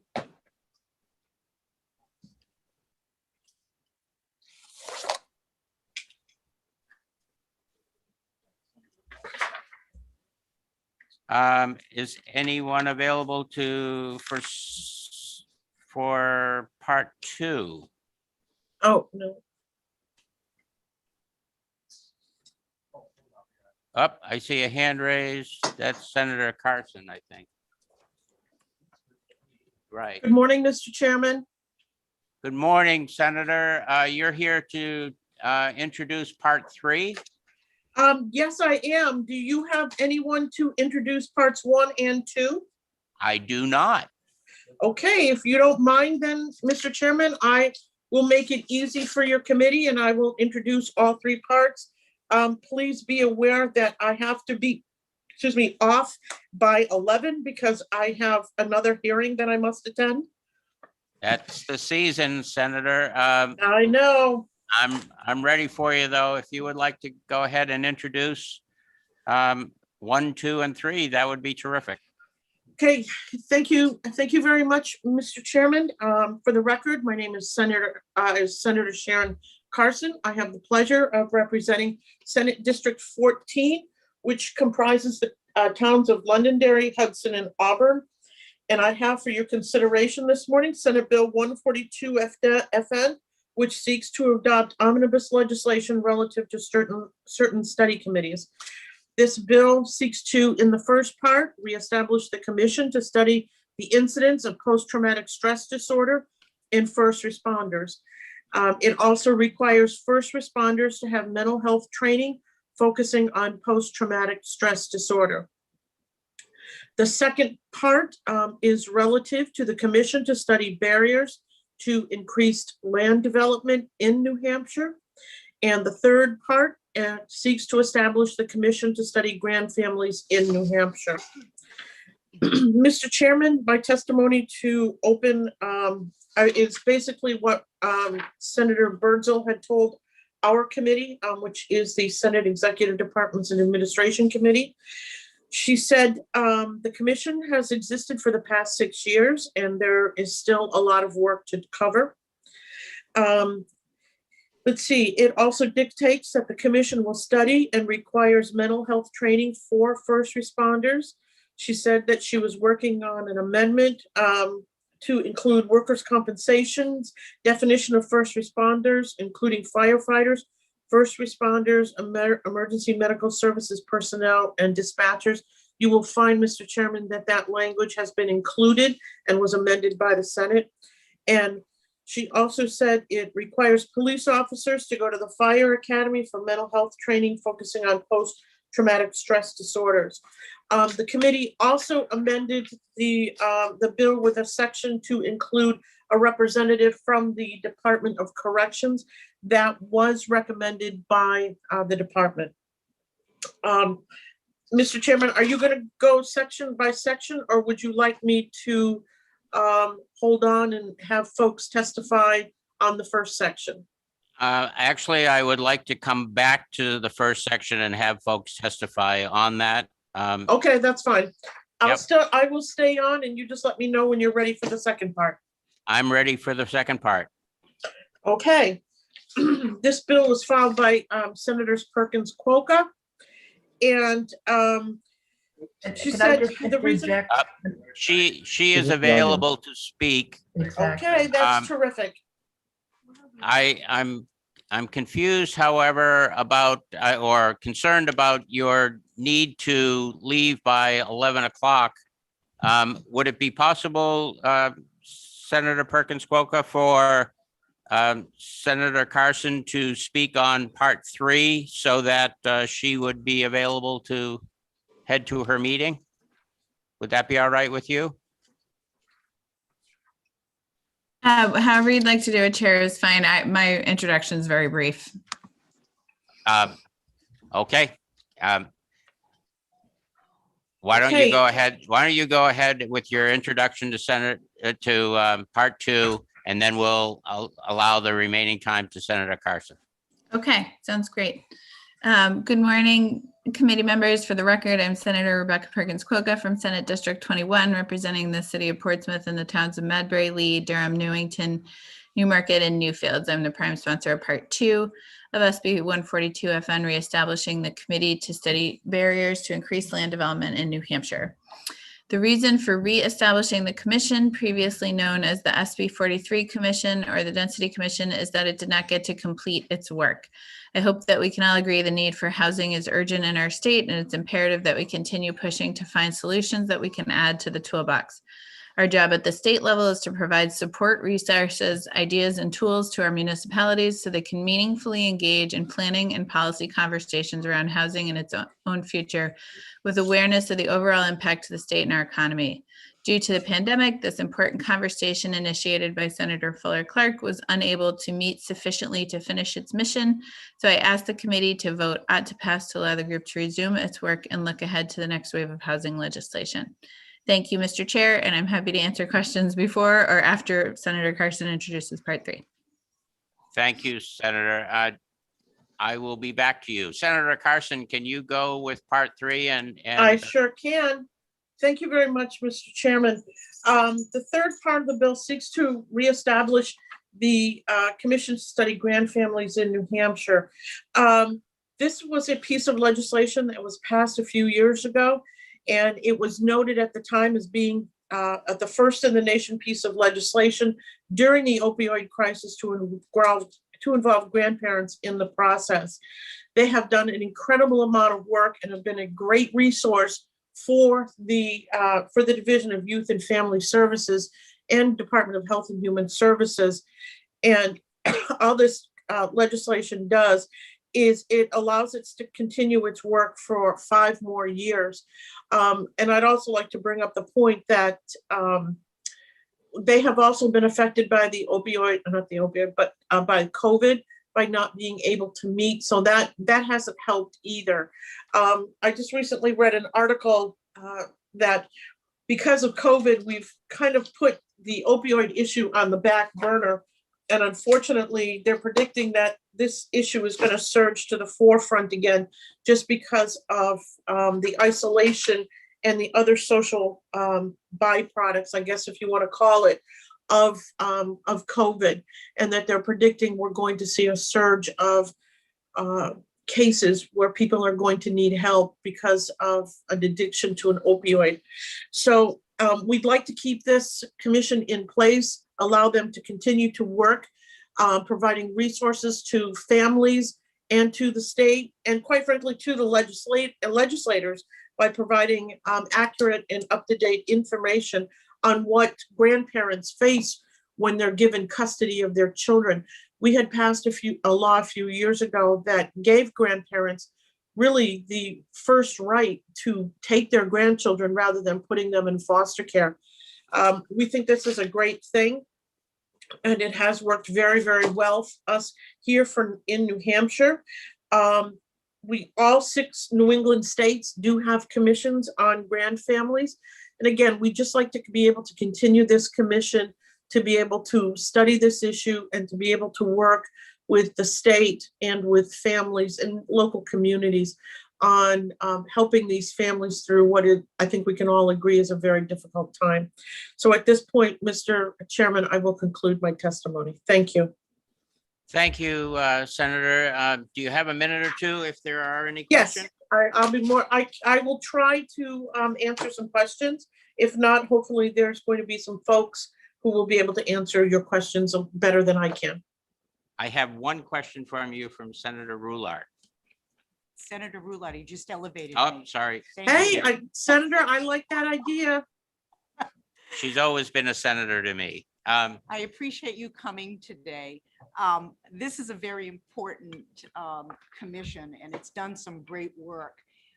We were sent information from our legislative person, Pam Smarling, on the information that has been online for grand families, Department of Health and Human Services, as well as other things online. And I imagine that a lot of that came from the grand families work throughout this process.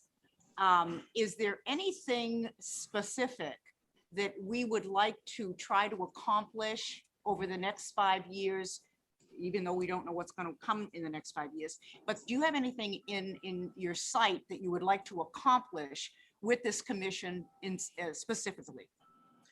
Thank you for the question, Representative Roulard. There's a number of things that I'd like to see. I think first and foremost is to strengthen those ties that this commission has with the state. You are correct. They have been an excellent resource for our state in providing information to make it much, much easier for families to get help. Grand families. I'd also like to see stronger connections with nonprofits. I think that is key. Just for informational purposes, I am the vice chair of the New Hampshire Foster and Adoptive Parents Association, and we do a lot of work with grand families where, for whatever reason, children have been taken away from their parents, and they're given to grandparents who just all of a sudden find they are responsible for these children and they don't have resources. I think we know that a lot of grand families, they struggle financially and they need help. And so one of the things that I'd like to see this commission do is to make stronger ties with the nonprofit community to help grand families be successful in taking care of their children. Thank you. No, that's great. All set. Thank you, Senator. Thank you very much, Mr. Chairman. Good to talk to you. We will circle back to Senator Perkins Coca to part 2. I had a quick question for you, if you don't mind. Not at all. First off, my clerk had asked if you had written testimony. It appeared that you were reading from a script and wondered if that was something that we could have for the file. Sure. I did write something out to read this morning. Yep, I'm happy to share that. I had a quick question on Senate Bill 43, the predecessor to this this legislation. Was that also set up as a commission, or was that a committee? It was a commission. Yep, and members of NHHFA and OSI were pretty key in making it function. Yep. And did that submitted a report? Were any of the report findings, did that culminate in any kind of legislation? Yes, sir. There was a final report, and actually another one of my pieces of legislation was the primary finding of that report, which was to reinstitute into statute the Housing and Conservation Planning Program. And so I actually had a House hearing on that yesterday. That was voted out of the Senate 23-1. And that is a Senate bill that was, do you know the number of that? Yes, SB 86, sir. Thank you. Yes. Anyone else in the committee room have questions for Senator Perkins Coca? No? Anyone on Zoom? Seeing none, just thumbs up. You must have done a wonderful job. Well, thank you, Chairman. If anything comes up, please feel free to reach out anytime.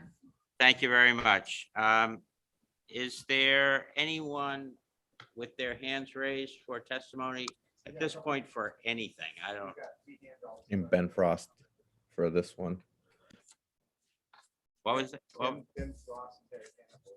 Okay, Mr. Frost? Good morning, Mr. Chairman. Thank you for giving me a moment to speak to your committee. I'm Ben Frost. I'm the Managing Director of the New Hampshire Housing Finance Authority. And I want to speak to part 2 of the bill regarding, as Senator Perkins Coca indicated, regarding the Density Commission, as we called it. This was a really active commission that was created by the legislature a couple of years ago, and I had the pleasure of serving as its clerk for that period. If you go to the commission's legislative website, you'll see the extensive reports that were made to the commission. This is the SB 43 Commission, and the findings of the commission, both the interim and the final report of that commission, are all available. It was an extraordinarily active and productive commission. And it simply, because of like so many other parts of our lives running into COVID, ran out of time. And notwithstanding a really valiant effort last fall, meeting on a weekly basis, we were simply unable to get through the extensive statutory purposes for which the commission was created. So we asked your indulgence to reestablish the commission. And certainly, if you have any questions about the activity of the commission, Representative Tom Dolan, chairman of the House Municipal and County Government Committee, was a very active member of it, and I would urge you to speak with him as well. I'd be happy to take any questions. Thank you. Are there any questions for Mr. Frost? Any on Zoom? Seeing none, thank you very much for your testimony.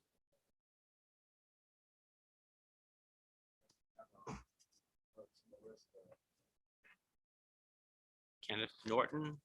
Oh, right, now we're going back to 1, I'm assuming. Okay. The chair, yeah, sure. The chair will call John McAllister, if you're still available. Good morning, Mr. Chair and the honorable members of the committee. Thank you for allowing me the opportunity to testify. I will be testifying in support of Senate Bill 142, which is part 1 of this bill. For the record, my name is John McAllister, and I serve as the Secretary Treasurer of the Professional Firefighters of New Hampshire and have been a firefighter with the City of Nashua for the past 22 years. We have submitted written testimony, so I will keep my remarks short on this. The Professional Firefighters of New Hampshire is a state association representing 42 local unions and approximately 2,000 active and retired professional firefighters and paramedics across the Granite State. As a preeminent firefighter organization in New Hampshire, we advocate for the health and safety of the brave men and women that protect the citizens of this great state. In the fire service, we are routinely called to scenes of catastrophic incidents involving severe injuries, tragic loss of human life, and property loss. It is well documented that the cumulative effects of these exposures may result in psychological injuries or even suicide. And it is because of this that I testify before you today in support of Senate Bill 142, relative to the Commission to study post-traumatic stress disorders in first responders. When we consider the modern day risks of our firefighters facing, including cancer exposure, heart and lung disease, and repeated injury as a result of physical strain and emotional stress, studying the behavioral health and wellness of firefighters becomes increasingly more critical. The Commission to Study Post-Traumatic Stress Disorder in First Responders did amazing work in the last session. However, there is far more work to be done to determine how we can combat this occupational illness. As such, the Professional Firefighters of New Hampshire urge the committee's full support of Senate Bill 142.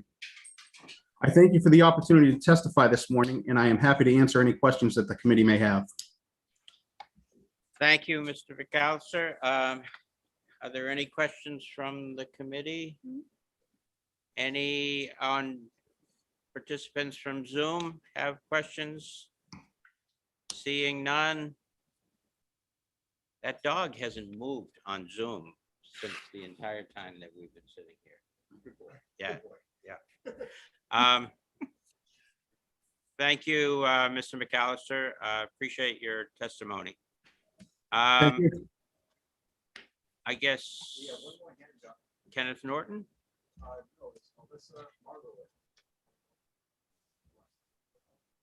Alyssa, are you available? Elise, it looks like. It's Alyssa, Mr. Chairman. Good Okay, I morning. apologize. It's all right. Yeah. We're not sure what part of Senate Bill 142 you would like to testify on, however. I would like to testify in favor of Part 2 regarding the Commission to Study Barriers to Increase Land Development in New Hampshire, Mr. Chairman. The floor is yours. Welcome Thank to the you. Legislative Administration. Thank you very much. For the record, my name is Alyssa Margolin. I serve as Director of Housing Action New Hampshire. We're a statewide coalition of 80 organizations. Our members are those who develop, manage, finance affordable housing, homeless service providers, public housing agencies, and low-income family and children's advocates.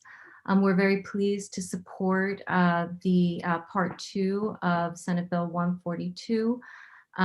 We have played an active role on the study commission. We have been represented by one of our members and leaders in our steering committee, Keith Tebow, who handles development for Southwestern Community Services and is very familiar with issues concerning land use, density, water, sewer infrastructure. And we agree, as noted earlier by Mr. Frost, that the work has been rich and beneficial. And agree that the commission could just use a little bit more time to help inform all of us who are working to address our state's affordable housing crisis. And we urge you to support this part of the bill. Thank you, and I'm happy to take any questions. Thank you. Are there any questions from anyone in the committee room? No? Anyone on Zoom wanting to? No, it looks like you're good to go. You did a great job. Thank you very much for taking the time and for your patience. Thank you. Are there any other hands raised?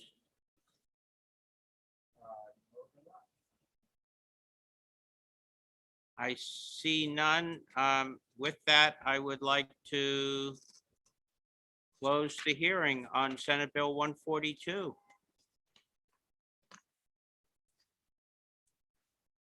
Done. Representative Wall, Yes. you had a suggestion. Yes. My suggestion was that we have, excuse me, discussion as a whole for the whole committee, rather than break up into caucuses, because there's so much here. And thinking of what former Chairman Hinch said, in an honor of him, and in honor of the system that we had back in judiciary. I was going to call you Senator Roulard. See? Representative Roulard. I'm going to do it again. But have an open discussion for the committee as a whole, Almost as a work session? rather as a work session, yes, as opposed to breaking up into caucuses. I think it would be more efficient, more effective, and I think we could iron out our questions more readily that way. Well, thank Oh. you. I don't disagree with you at all. It is 11 o'clock. We own the room for the day. What I would like to suggest is that we create something of a work session here of the entire committee and discuss if there are pieces of information that committee members would like to have and give us some time there. I'll let you in on a little secret. I plan on submitting tomorrow to the calendar an executive session announcement for next Thursday, a week from this Thursday. So that would give us a time for possible amendments to be put together. Gives us a week and a day, right? Or a week and 2 days. So I'm perfectly willing to unmute anyone that has comments or questions or thoughts about either of these two bills. And thank goodness we don't have 8 or 10 of these omnibus bills, quite frankly. So if anyone has comments to make or questions they have about any of this, what do we have, 6, 7, 8, 9 parts to this? I'm happy to entertain them. If we need, this would be a good time to discuss something. If we need Pam to research something for us in any of those parts. Are we gonna take them in order right now from do SB 100 and then SB 142 or? I think it's a free for all in this group. If you have something, Representative, just tell us what part you want to talk about and go for it. Okay, well, it's a little unusual. I'm usually used to going to caucus and then coming to this, but on my behalf, I think, there are certainly a lot of great points to 142. And that's, I support, I think all 3 of them, all 3 parts of it.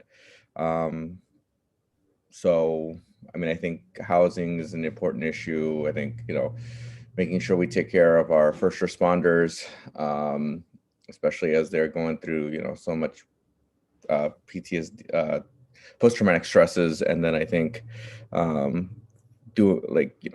believe that foster parents have an important role, or sorry, grandparents have an important role to play during the opioid crisis as we start, as we work to figure, how we can take care of our kids who are affected by this. So I have no problems at all with 142. I'm very happy with 142.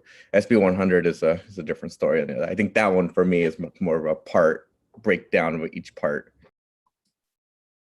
Okay, are there any pieces of information on Senate Bill 100 that you still need to that we don't have in testimony? Are there Are there items that you're looking for in order to help your thought process on Senate Bill 100? And I think the items around. I don't mean to put you on the Oh, spot no, you're here, fine, you you're know, fine. You're fine. I think the issue of like, I think what was that part? Let me just pull it up. I think it was part one, part two, I want to say, but the issues around, the pilots. yeah, that was kind of a little. I mean, I understand the study part of it, but I just think that there is, I have some reservations around it. Okay. Anyone else have thoughts on either of these? Is that Representative Wall, you brought this up. Is there something that you? Well, do I have to push this button still? I Can think the for them, I don't know. Can Can you you hear me over Representative? there? Can the people on Zoom hear? Yep. Okay. Senator, yeah, I think you're good. No, you're good. The only concern I have, I talked it over with one or two other members. Excuse me, I'm hoarse today. I apologize. We can't hear you now. Can't hear you now. Push. Okay, can push you the hear me red now? one Down. Yeah. Okay. I had some concerns about so many commissions as opposed to study committees. We were advised a few years ago that commissions were taking up too much time for outside members, as for example, for people from the state agencies and departments, taking them away from their own jobs. And that study committees were much more advisable because every single one of these people that who is listed could very well come in and testify at any time the committee would need them to, but wouldn't have to be there as a commission member. As commission members, I don't know for sure if they would have voting rights. I mean, really and truly, the purpose of these commissions and committees is to have further legislation to resolve specific problems that come out of the information that's garnered from all this work, and they will be a lot of work. However, looking at the dockets on both of these, Senate Bill 100 and Senate Bill 142, even with amendment, they passed the Senate unanimously on roll call votes. So I'm shifting my position a little bit from saying I really, really prefer study committees, which I do, to say these commissions are set up pretty well. And since the Senate is fully committed 100% to working on these, which is a rarity, I'm more in support of going with the commission concepts and not targeting them to try to alter them and make them become study committees. Just to branch off a little bit from I too have always had a aversion to commissions, first of all, and I've had a aversion to committees, second of all. And I've had aversions or kind of snicker up my sleeve here when I see two senators showing up at a commission. I think that's so that they have a better shot at getting one of them to show up at a commission, quite frankly. They're notoriously not great at attendance. But I also have some questions about well, I guess it's the more so I'll use as an example the commission on the grant families that goes out 5 years.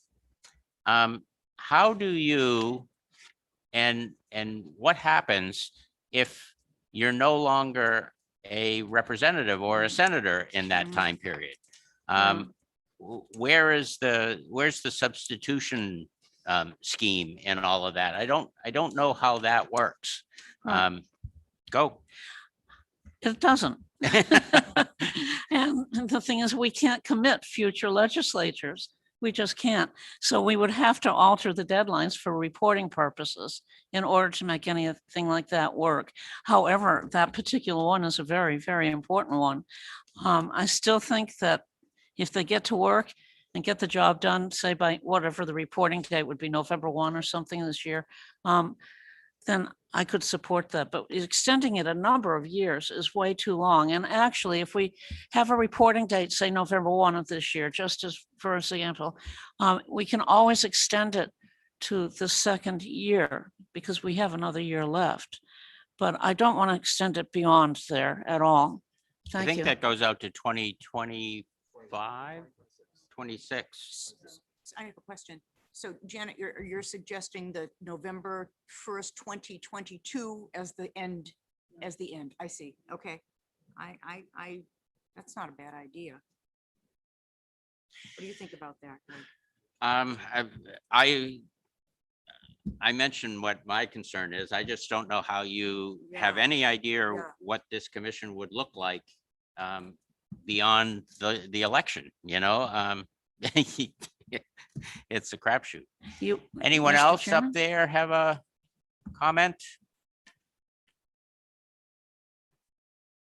Tim and Sherry have been very quiet today. Very I don't quiet. know if they're really even there, quite frankly.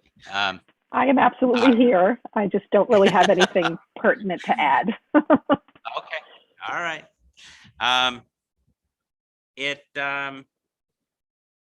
It seems that aside from the timing, do we have similar thoughts about commissions versus committees, or?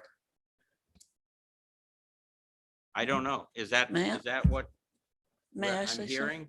I prefer committees to commissions. I think the Grand Families Commission, though, would be an exception.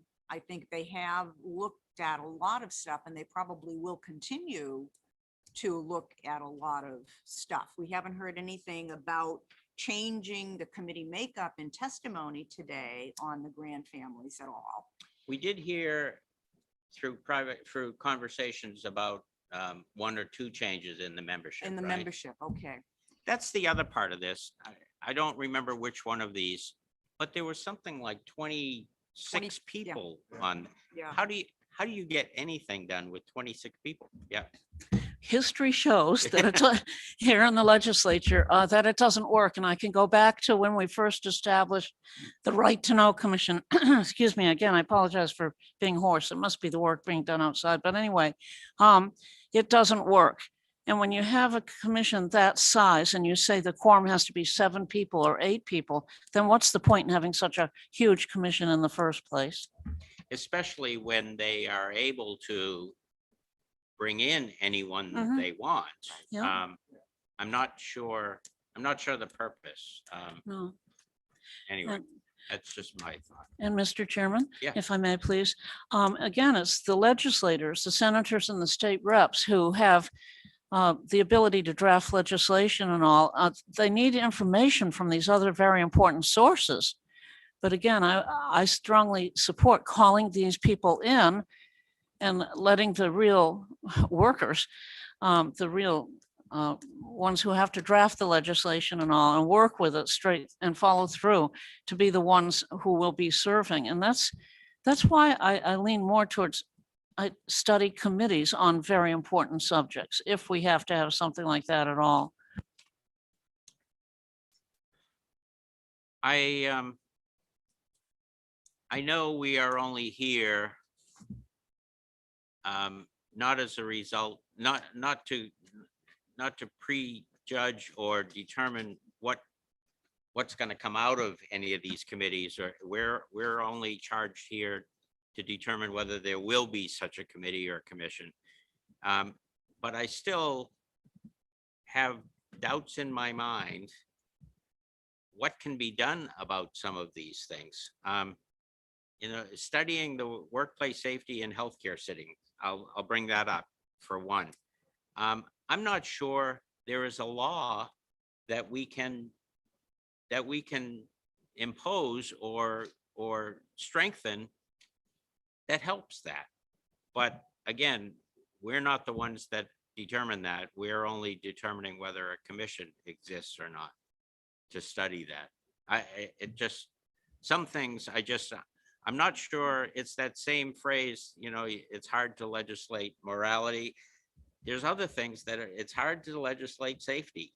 You can increase the penalty but it doesn't necessarily mean it's going to make things any safer. Anyway, that's just a. Exactly. And Sure. I'm not trying to predetermine any outcome for any of these because there's an awful lot of work to be done on all the issues. But we have OSHA that oversees workplace. We have, say, hospitals have their own committees to deal with safety. Most organizations, even small businesses, often have their own safety standards that they develop based on what their own needs are and what their capabilities are. So, and again, I'm not trying to determine anything, but again, how many people do we need to work on a particular issue and who should those people be?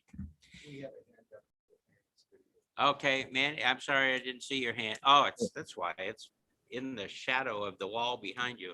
It's okay. Just, I mean, I think for me, the reason, so these commissions, a lot of the people who testified for the commissions were the people who were being asked to be put on these commissions. So I think, you know, there was no major backlash. I think a lot of the people who didn't want, like, you know, I think the people who were supportive of these commissions were people who were being asked to be put on these commissions. So that's why I mean, if they want to spend their time, like if the New Hampshire Hospital Association wants to get together with everybody, like I think that's up to them. Like the firefighters want to get together, that's good. But I have nothing against that. Okay, Tim? You muted yourself, Tim. I did it. That was my bad. Sorry. So, you know, we're stuck in this weird spot with these omnibus bills that, unlike some of the omnibus bills in other committees, the various sections of these bills really have absolutely nothing to do with each other. You know, these are study committees and commissions dealing with entirely different subject matter with entirely different compositions. You alluded, Mr. Chairman, you know, that there'd probably be an amendment or two. I'm torn on this because I think that I don't know what could be arranged in advance, but I would really love to see if we could plan logistically, like at the executive session, to take, you know, to maybe begin, and I'm just throwing an idea out, you know, to see what comes of it, to maybe take like an informal poll of what sections of which of the bills the committee supported, and then have someone run down to OLS and come back with an amendment that, you know, removes the parts that didn't have the support of a majority of the committee, and just have like, you know, a committee consensus amendment. Because I'd hate to see, you know, I'd hate to see one of the bills fail entirely because a small number of us had an objection with one part of these unrelated sections, and it was enough to tip, you know, a vote one way or the other. And I realized, you know, with the COVID and the way that the Senate did their business in sending us these omnibus bills, it's very unfair to the legislation to put us in the position we're in of having to vote on the entire bill. I'd love if we can find some way, you know, to divide the question out that would fit logistically with the amendment process. Just throwing the idea out there. No, I think that's a great idea. And one thing that I'll add as a comment is that anything that gets removed from these by amendment would seem to me be fair game to return again next year without violating our House rules as a standalone bill. Yeah, I would tend to agree with that. And of course, anything we do to amend this is going to cast this right into a committee of conference. So there's a chance that anything could be put right back in again, even if we choose to remove it in the committee of conference.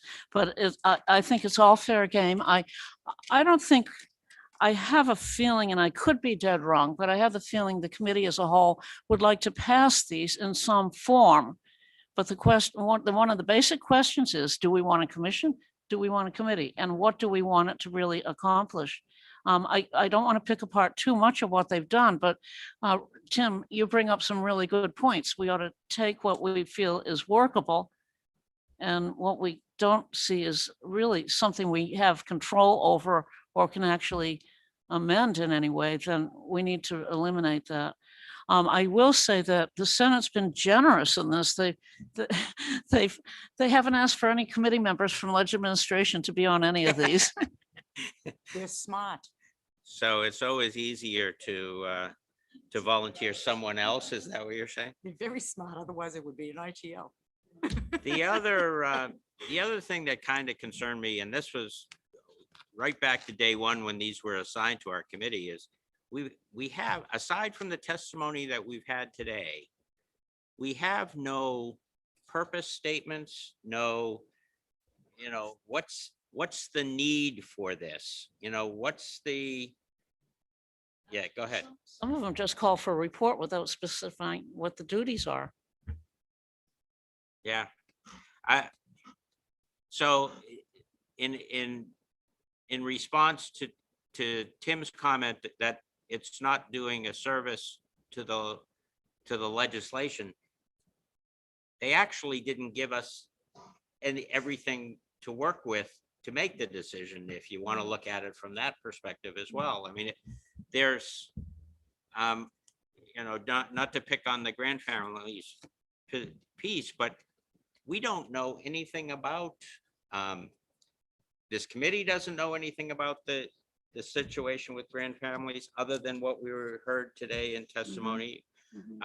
There's been no statistics shown of the growing need for that. I mean, we know it maybe intuitively, but it in all of these, it's just, we want to create the commission because it's important, but there's no there's no backup purpose. Yeah.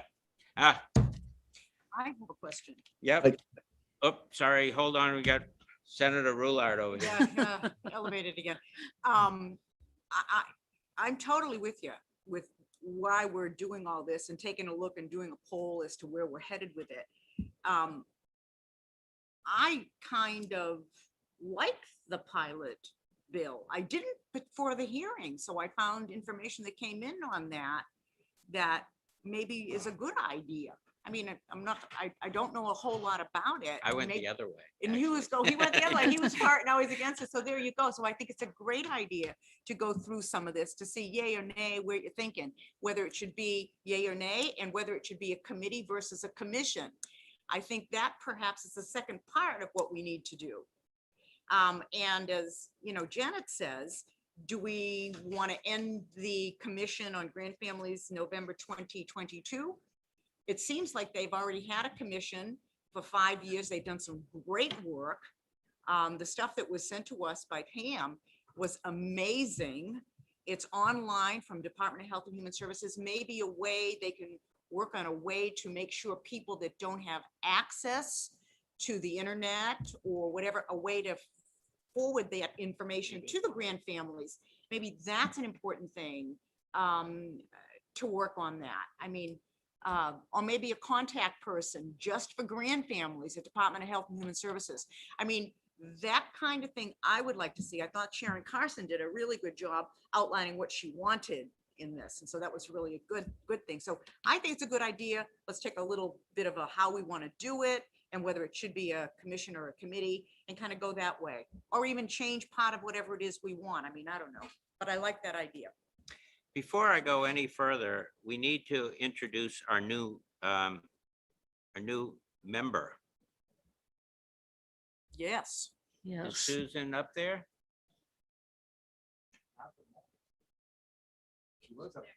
There's Susan, isn't it? Susan, can you unmute? Can you unmute yourself? Can't hear you. You need to unmute yourself. There I am. I'm just trying to get my full picture. Hold on. Oh, I can't even see it anymore.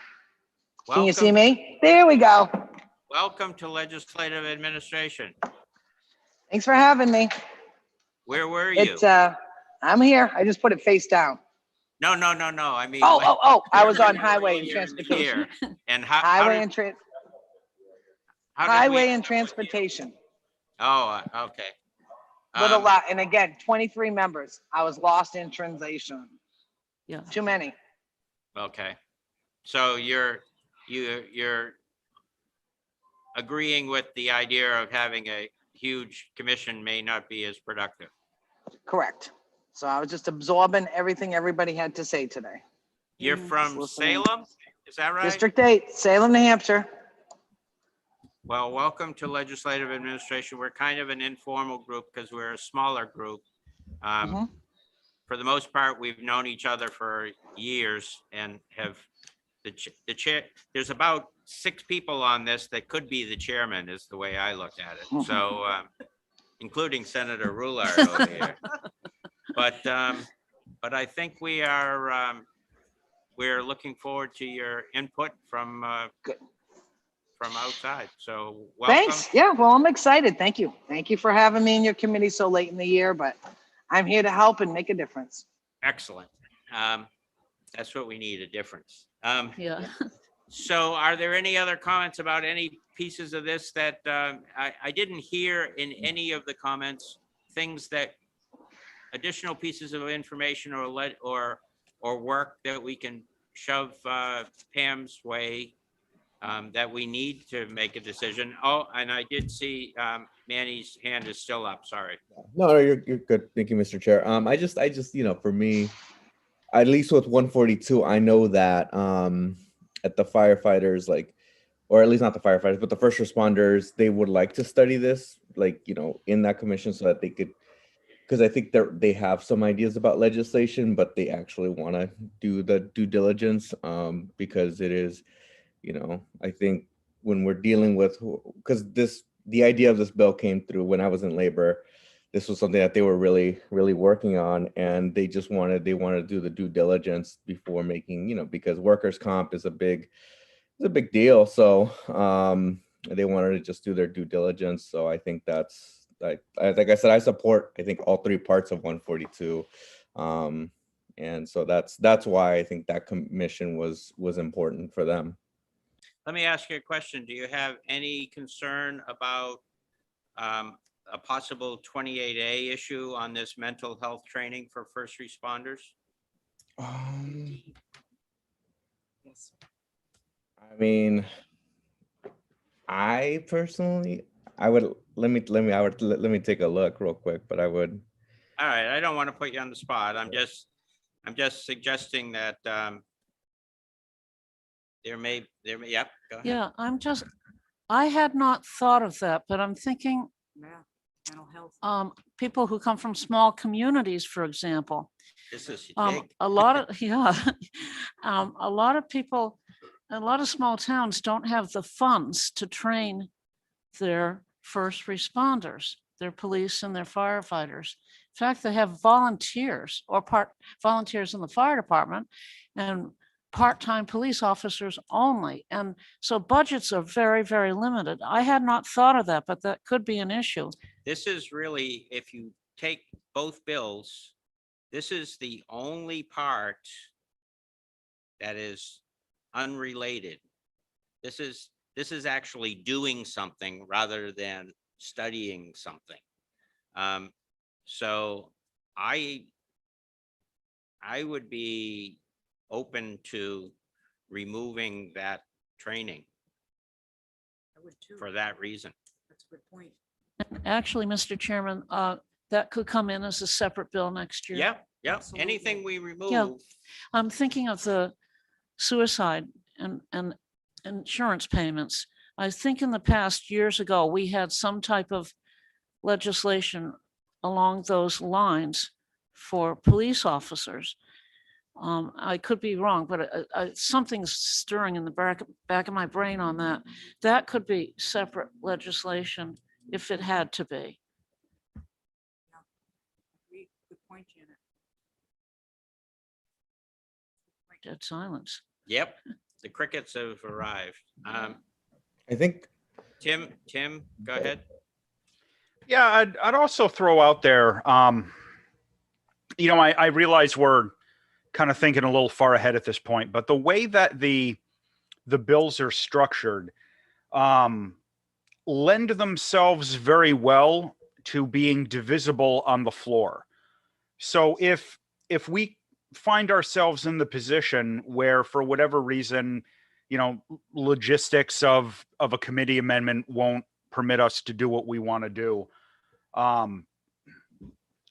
personally, I think it would be entirely appropriate if one of these omnibus bills found its way to the floor with a recommendation in the blurb that, the question be divided to take up like the training portion separately, because it's completely unrelated and like structured differently from the other stuff. I just, just the direction my brain is going, I hate to see a piece of legislation fail because of like one section that wasn't even important to the rest of the legislation had trouble, or a piece of bad legislation pass, or, because it was dragged along as part of a larger bill that everybody else wanted. And I think that the way that these omnibus bills are structured, it makes it very easy for us as a committee and for the House, to kind of carve out portions that we might not want to retain. I'm not sure, Mr. Chairman. Maybe it's something for you to speak with Speaker Packard about and see what he will allow in terms of like the committee process for it or something. But I'm just very uncomfortable with having these particular types of things lumped together into one bill. No argument there. I also think we have that fallback, that catch-all of this having to go back to the Senate where they can non-concur, and we can maybe put something together in a committee of conference over an issue like that. Well, maybe we'll be lucky, and for the first time in New Hampshire history, the Senate will just simply concur with our amendment with no discussion.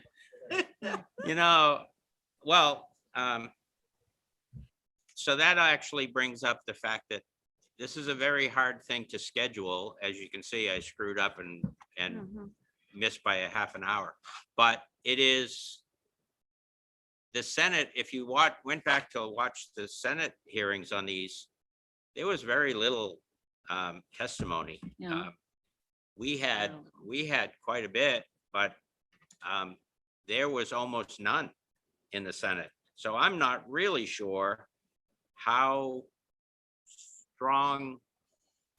strongly supported these are even in the Senate. I mean, I know the vote came out that way, but that's pretty easy pushing, just saying aye, but Yeah. I don't know. I wonder, you've missed the deadline for scheduling for next week? No. Oh, okay. I thought you said you missed it by half an hour. No. I missed the scheduling when I was trying to figure Oh, out when okay. we would go Yeah. from Senate Bill 100 to 142. So what Tim said about dividing this bill and disposing of what we don't need and what we don't think is appropriate, I believe we can do that on this. It's a regular bill that's each of its regular one that we can amend it any way we want. And I say we should follow through with the process, figure out what we want, what we don't want, exec on it when we have our next session. I think, and I let think the chips fall where they I may. think Thursday's going to be a long morning, if anything. It may be. It may be something that we're able to schedule in the morning, work out the framework of our general agreement, and then go have lunch and send everything to OLS to let us come back and vote on it in the afternoon. Does that sound? I see Tim shaking his head yes. I don't, or nodding his head yes. And Mr. Chairman, the way I'm looking at it, I think it's wholesome the way we're all discussing it, so that, because otherwise we could go on for weeks. Imagine Well- if we had 25 more people. Yeah. Yes. Well, it's a Senator. lot easier. Doug's not here. You can tell him that. Don't tell him that. You can tell him that. Oh, So what, he was the first name I came up with. Oh, Matt, I could have used Matt too. He's not here. So why don't you start thinking about, and we'll shut this off here, but why don't we try to think of the things that you have to have, absolutely want to have, everything that is okay to have, and then things that absolutely can go away and it wouldn't break your heart. And then we'll come back with that list. I would like to get an understanding of whether or not we think commissions, Well, that's a fundamental. I got that it really is. Do we want to have commissions or committees? Because to me, if we have committees, that may change my whole perspective on whether or not I'm going to be in favor of something or not. Just for the new folks, if there are any, that just means that we would be taking, only legislators would be on committees. Mhm. And commissions would have Mhm. everyone else, but committees can certainly request the input from anyone they Right. choose. Yeah. Have hearings. Yep. Yeah. So that wouldn't bother me. Right. Again, I told you my priority list. I don't like commissions most of all. I don't like committees second. I And agree. so I don't know. And, All right. and I really don't think we should have it go to the floor to divide the question. I think the question should be divided right here. I think we should be dividing the question, not a whole house. We can. We've heard it, we've got it.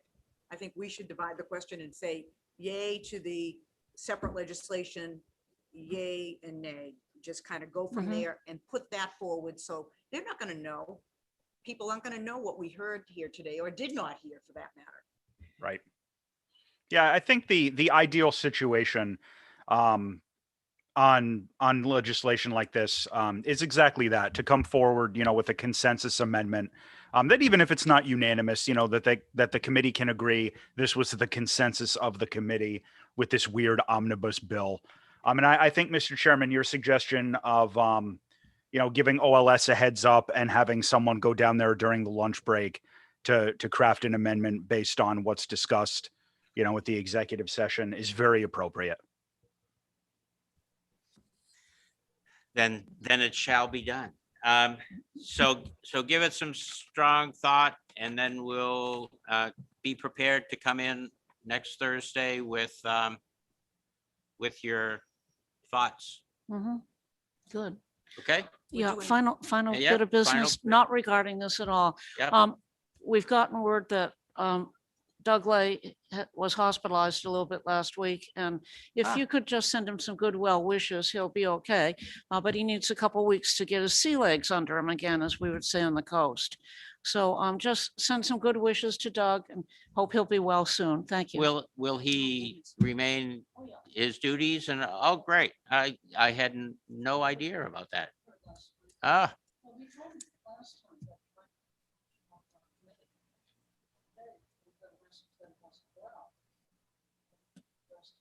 well, the fact that this is a hearing, I guess, didn't matter, but I heard nothing from anyone that he would not be here, so. Okay, well, good luck, Doug. Hope maybe you're listening. Good luck.